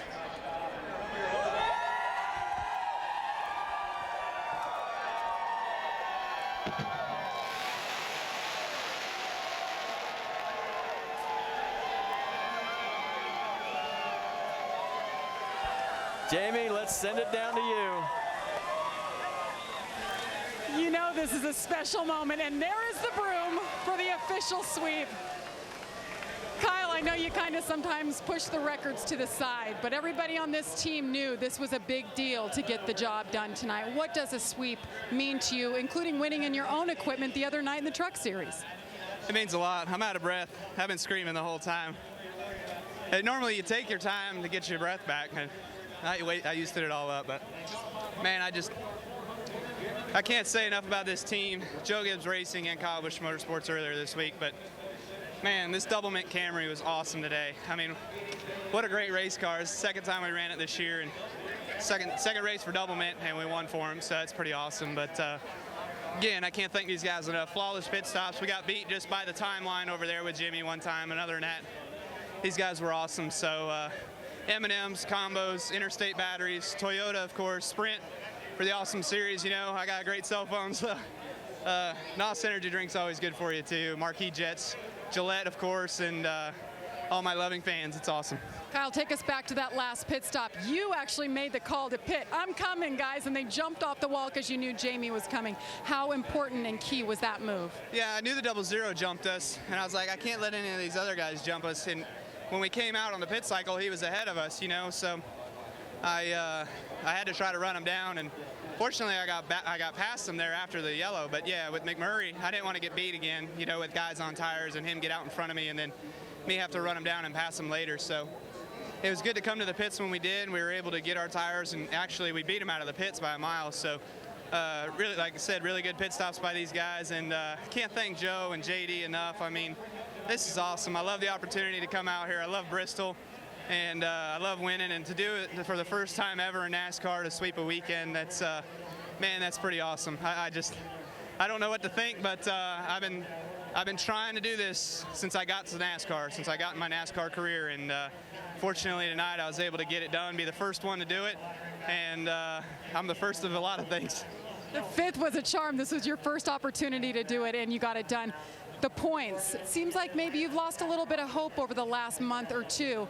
You guys gained 5 positions, Kyle, third. What does that mean looking forward to the chase? Well, I mean, it's great. You know, we had a strong car at Bristol. We knew we'd run well here, so we were really looking forward to capitalizing and get ourselves jumped in front of the bubble spot. You know, we didn't want to be back there where we were, and so it's still a tight point race here for the next 2 races, but Atlanta is one of our struggle points, so hopefully this week off we can regroup a little bit, think about some things, really go to Atlanta, try to run fast, but then we go to Richmond, another one of my favorite places, so hopefully we can win again there. All right, congratulations. Kyle Busch sweeps the weekend at Bristol. Marty?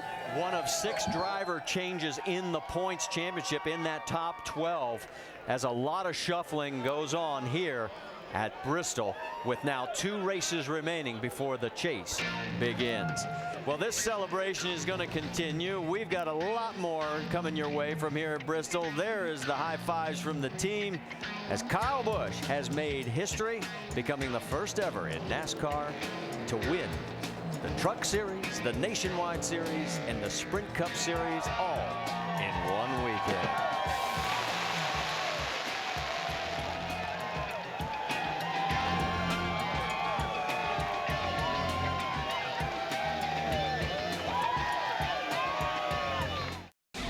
ESPN's coverage of the NASCAR Sprint Cup Series on ABC. Brought to you by AT&T. Rethink possible. Sears. Life well spent. And Burger King, who remind you to have it your way. 6 position changes in the top 12 in the chase for the championship and the race to the chase. And you can see that 2 drivers are now in. Kevin Harvick clinched last week. Jeff Gordon clinches this week. And look at the bubble, because Jamie McMurray has now moved ahead of Mark Martin. But a big night for Clint Bowyer. His 4th place finish now gives him a 100-point cushion with 2 races remaining. Well, let's check in with Jamie McMurray. He is with Vince Welch. What a great night for Jamie McMurray tonight. And I'll tell you what, this team gave you one heck of a race car this evening. And I know you had a couple of issues in the pits, but ultimately what kept you from getting Kyle there at the end and getting past Rudeman as well? You know, we put the last set of tires on and we did it under green, and the front tires just felt flat the whole time. I had lots of grip. Balance just got real tight, but it was a really good night for our Bass Pro Shop Chevy. We had Johnny Morris and his boy here and some friends, and they've been at every race we've won this year. And I knew we had a really good car when happy hour was over. And when I saw Johnny here, I was like, got a good car. And I said, you've been good luck, so you never know. And honestly, at one point there, I really thought we were going to have the car to beat. And at the end, we just didn't have the speed we needed. 13th in points. I know you're still 100 away from that 12th spot. Can you do it in 2 races? I don't know. Everybody worries about points, and every time I do, we struggle. So I appreciate you telling me how far I'm out, but it's really irrelevant. We've had a great season, and 2 races, a lot can happen. And fortunately, there's only one guy you got to beat now. When you've got 4 or 5 in between you, it makes it a lot harder. But that's cool. Cars are fast right now. He won the Daytona 500, he won the Brickyard 400, and he had a real good car tonight here at Bristol. Jamie McMurray. Jimmie Johnson climbing out of his damaged race car. Jimmy, what happened out there with you and Juan Pablo? You know, it was a restart, so everybody's running hard, and we came down the back, and I've got to look at the video, but I thought I left him enough room on the outside lane there, and we were on the straightaway for a little bit, and then all of a sudden I got hooked with force. You know, it's not like we bumped and banged and I squeezed him. I thought we were on the straightaway and everything was fine, and then around I went. So, and I don't think it was something intentional. I don't think he was trying to dump me, but I just have to look at things and see. I really felt like I left him in the room. We saw Felix Sabates come over and talk to you when you climbed out of the car, Juan Pablo's co-owner. What do you have to say? He apologized. He said that Juan felt really bad, so I'm not sure if you know what that may mean. And like I said, I don't believe it was intentional. And you know, the Ganassi guys and Chip, Felix, Juan, you know, we're all friendly. I mean, I hate something like that happened tonight, and I look forward to looking at the video and understanding what really went on, because this is a really disappointing night for the Slows team. We had a shot at winning this thing. Tough night for Jimmie Johnson, who drops 4 positions in the standings all the way back to 9th here with 2 races to go before the chase. What do you think, guys? This is not what everybody thought in the old drive for 5. Well, I mean, he had a good night. They had a good car, and they were executing real well, and just got caught up in a wreck. I mean, actually, I think they've made a little headway. Yeah, well, they've said that the short tracks hadn't really been the big issue, so we'll see as we go to Atlanta in a couple of weeks and see if they've got some of those things worked out. Yeah, by any means, don't be counting them out because of where they're sitting. They're still, if things are reset and Denny Hamlin doesn't win another race in these next 2, they're still going to be tied for the lead as we go into the chase. It is his 9th finish of 20th or worse this season. All right, let's talk to the man who suffered through food poisoning and still managed to come home in 2nd, David Rudeman. Vince? What a great run it was for David Rudeman tonight. 2nd place, and a good battle with Kyle Busch throughout. At one point you talked about if you could get a little better off, you felt like you had a winner. Did you get what you needed to win the race? Well, Rodney Childers and the guys gave me exactly what I asked for with Aaron's Dream Machine. Unfortunately, the stuff we did to help the exit hurt the center of the corner, and so just couldn't quite get it back to, you know, just rotating the center is good. But all in all, a great team effort by everybody. Michael Waltrip Racing, Toad and Toad Racing Development, great horsepower, and you know, Aaron's and you know, my team did a good job. I get here, you know, I had to only practice half the practice, and they had to work with 2 different drivers. So credit goes all to my team. Those guys bounce back and forth with 2 different drivers and change into 2 different driver styles, and really proud of my guys, and you know, happy with the outcome tonight. What kind of confidence builder is it for this team over the past month? You won at Chicagoland, you come here in Bristol, and you run second. What's it say about what you guys are capable of doing? Well, I mean, we know we're capable of winning races, and you know, but unfortunately, since Chicago, we haven't done a whole lot right, you know. So my team's an excellent team, and I've made a lot of mistakes in between the Chicago race and now that have hurt us. So I'm proud of my guys. They're doing a great job, and we got some good racetracks coming up for us, so we keep digging and see where this deal ends up. There weren't any mistakes tonight. Great run by the 00. Second for David Rudiman. And he's sitting on the wall because he looks whipped. And I've seen guys, you know, you could fall out of the seat in this track when you're healthy. It's the most physically demanding racetrack that you'll encounter. 500 laps around here. We didn't have a lot of caution flags, a lot of green flag racing there at the end. David Rudiman deserves a lot of credit. He was giving credit to his crew for a good car, but he deserved a lot of credit for sitting in there tonight. Celebration continuing down in Victory Lane. Let's check in with Dave Burns. Well, Clint Boyer comes home 4th on a night when he desperately needed to do something very, very good. But you fought a loose race car and a speeding penalty on pit road, too. How'd you get here? Yeah, the speeding penalty was my fault. I apologize to the guys, but I had to get up on the wheel and make it up for them. But Hamburger's Helpful Chevrolet, all weekend long, the guys did a good job. This is what we got to do. You know, we're in the pressure cooker, and the guys are responding in a good way. And I told them to have fun with this. It's my favorite racetrack, and, you know, we had fun with it. Isn't quite what we wanted, but top 5 runs is pretty good. I tell you what, love him or hate him, Little Terry did pretty good. Three races in a row winning right here. That's pretty cool for Kyle Busch. And Clint, it seemed like tonight had the typical up and down of Bristol. You were in the mix, you were out of the mix, and you ended up in the mix. How do you focus on that all night and do this? You know, this is that's short track racing at its best. You just got to go out there and race as hard as you can, take what it gives you, and you know, just never give up. I mean, you never know the outcome of this thing. I just knew the caution was going to come out and shake things up, and you know, he's going to have to play strategy and hold on. But it didn't. It was a good night for us, and proud of the guys. All right, now you have another pursuer. Jimmie McMurray is now the 13th place guy, but he's 100 points back with 2 to go. How do you assess it? Well, you know, again, I mean, our cars are running well. I mean, 100 points is a lot. You know, it's a lot more than 35.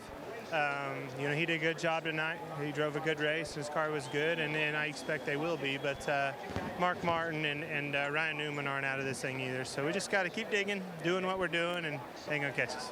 Great night for Clint. It was indeed, and not a bad night for Matt Kenseth either. You finished 10th tonight. You had a right front go down, I think, with about 150 to go, and still were able to salvage it. Good night. Yeah, we ran about 7th or 8th, I guess, most of the night. That's about what we were in a long run. We're a little better. Short run, we're a little worse. So, some reason we popped a right front. I don't really know why. A few of them all went there, and got fortunate the way the cautions fell and stayed on the lead lap. Yeah, well done. Nice job tonight. 10th place for Matt Kenseth. Jamie Little. And Coach Joe Gibbs here in Victory Lane celebrating what a night it's been like for you.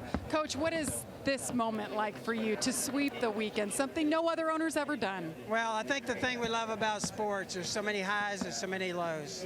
The thrill of victory, the agony of defeat. As an example, Denny tonight, you know, we have break a piece, and I felt bad for FedEx, but on this side, this is a real thrill. I think for everybody on the race team, this is extremely hard to do. I know Kyle was geared up for it, and yeah, I went over to his motorhome before the race. I said, whatever happens, I know you're going to give it your best. Just, hey, we'll do the best with what happens tonight. He did the best. I just really appreciate Doublemint and the Mars people. Everybody's been great over there for us. It's been a great relationship. I appreciate all of them, and everybody's not here. We're celebrating for you. Coach, you were a little bit late getting up here to Victory Lane. Of course, you were over with Denny Hamlin, who had a tough night, finished 34th, and now you're here celebrating. What is it like for you on both sides of the fence tonight? I tell you, the one thing about 3 cars, it's rarely ever that we leave the racetrack where everybody's happy. And so I guess I've you never get used to that.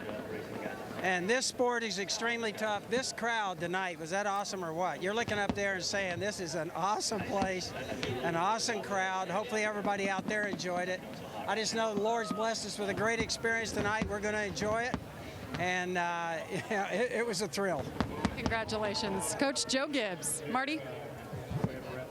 And the coach mentioned Denny Hamlin having a rough night. Yes, it was. 34th, 27 laps down. And the last 4 Nationwide Cup double sweeps in the weekend have been by his drivers at Joe Gibbs Racing. Well, as the fireworks continue, let's check in with Dave Burns. Casey Kane endured a little bit of the typical Bristol tonight. Penalized for speeding, I guess penalized for running over something that gave you a flat tire. Which one concerned you more? I don't know what happened with the flat tire. I just the speeding. I sped around the whole pit road, so I just needed to slow my whole speed limit down. We were just a little too fast there. We did that, and we're good the rest of the race. Just had a lot of cars to pass. Budweiser team did a nice job. Ford engine ran good, and we just weren't quite good enough to run with, say, Kyle and his 00.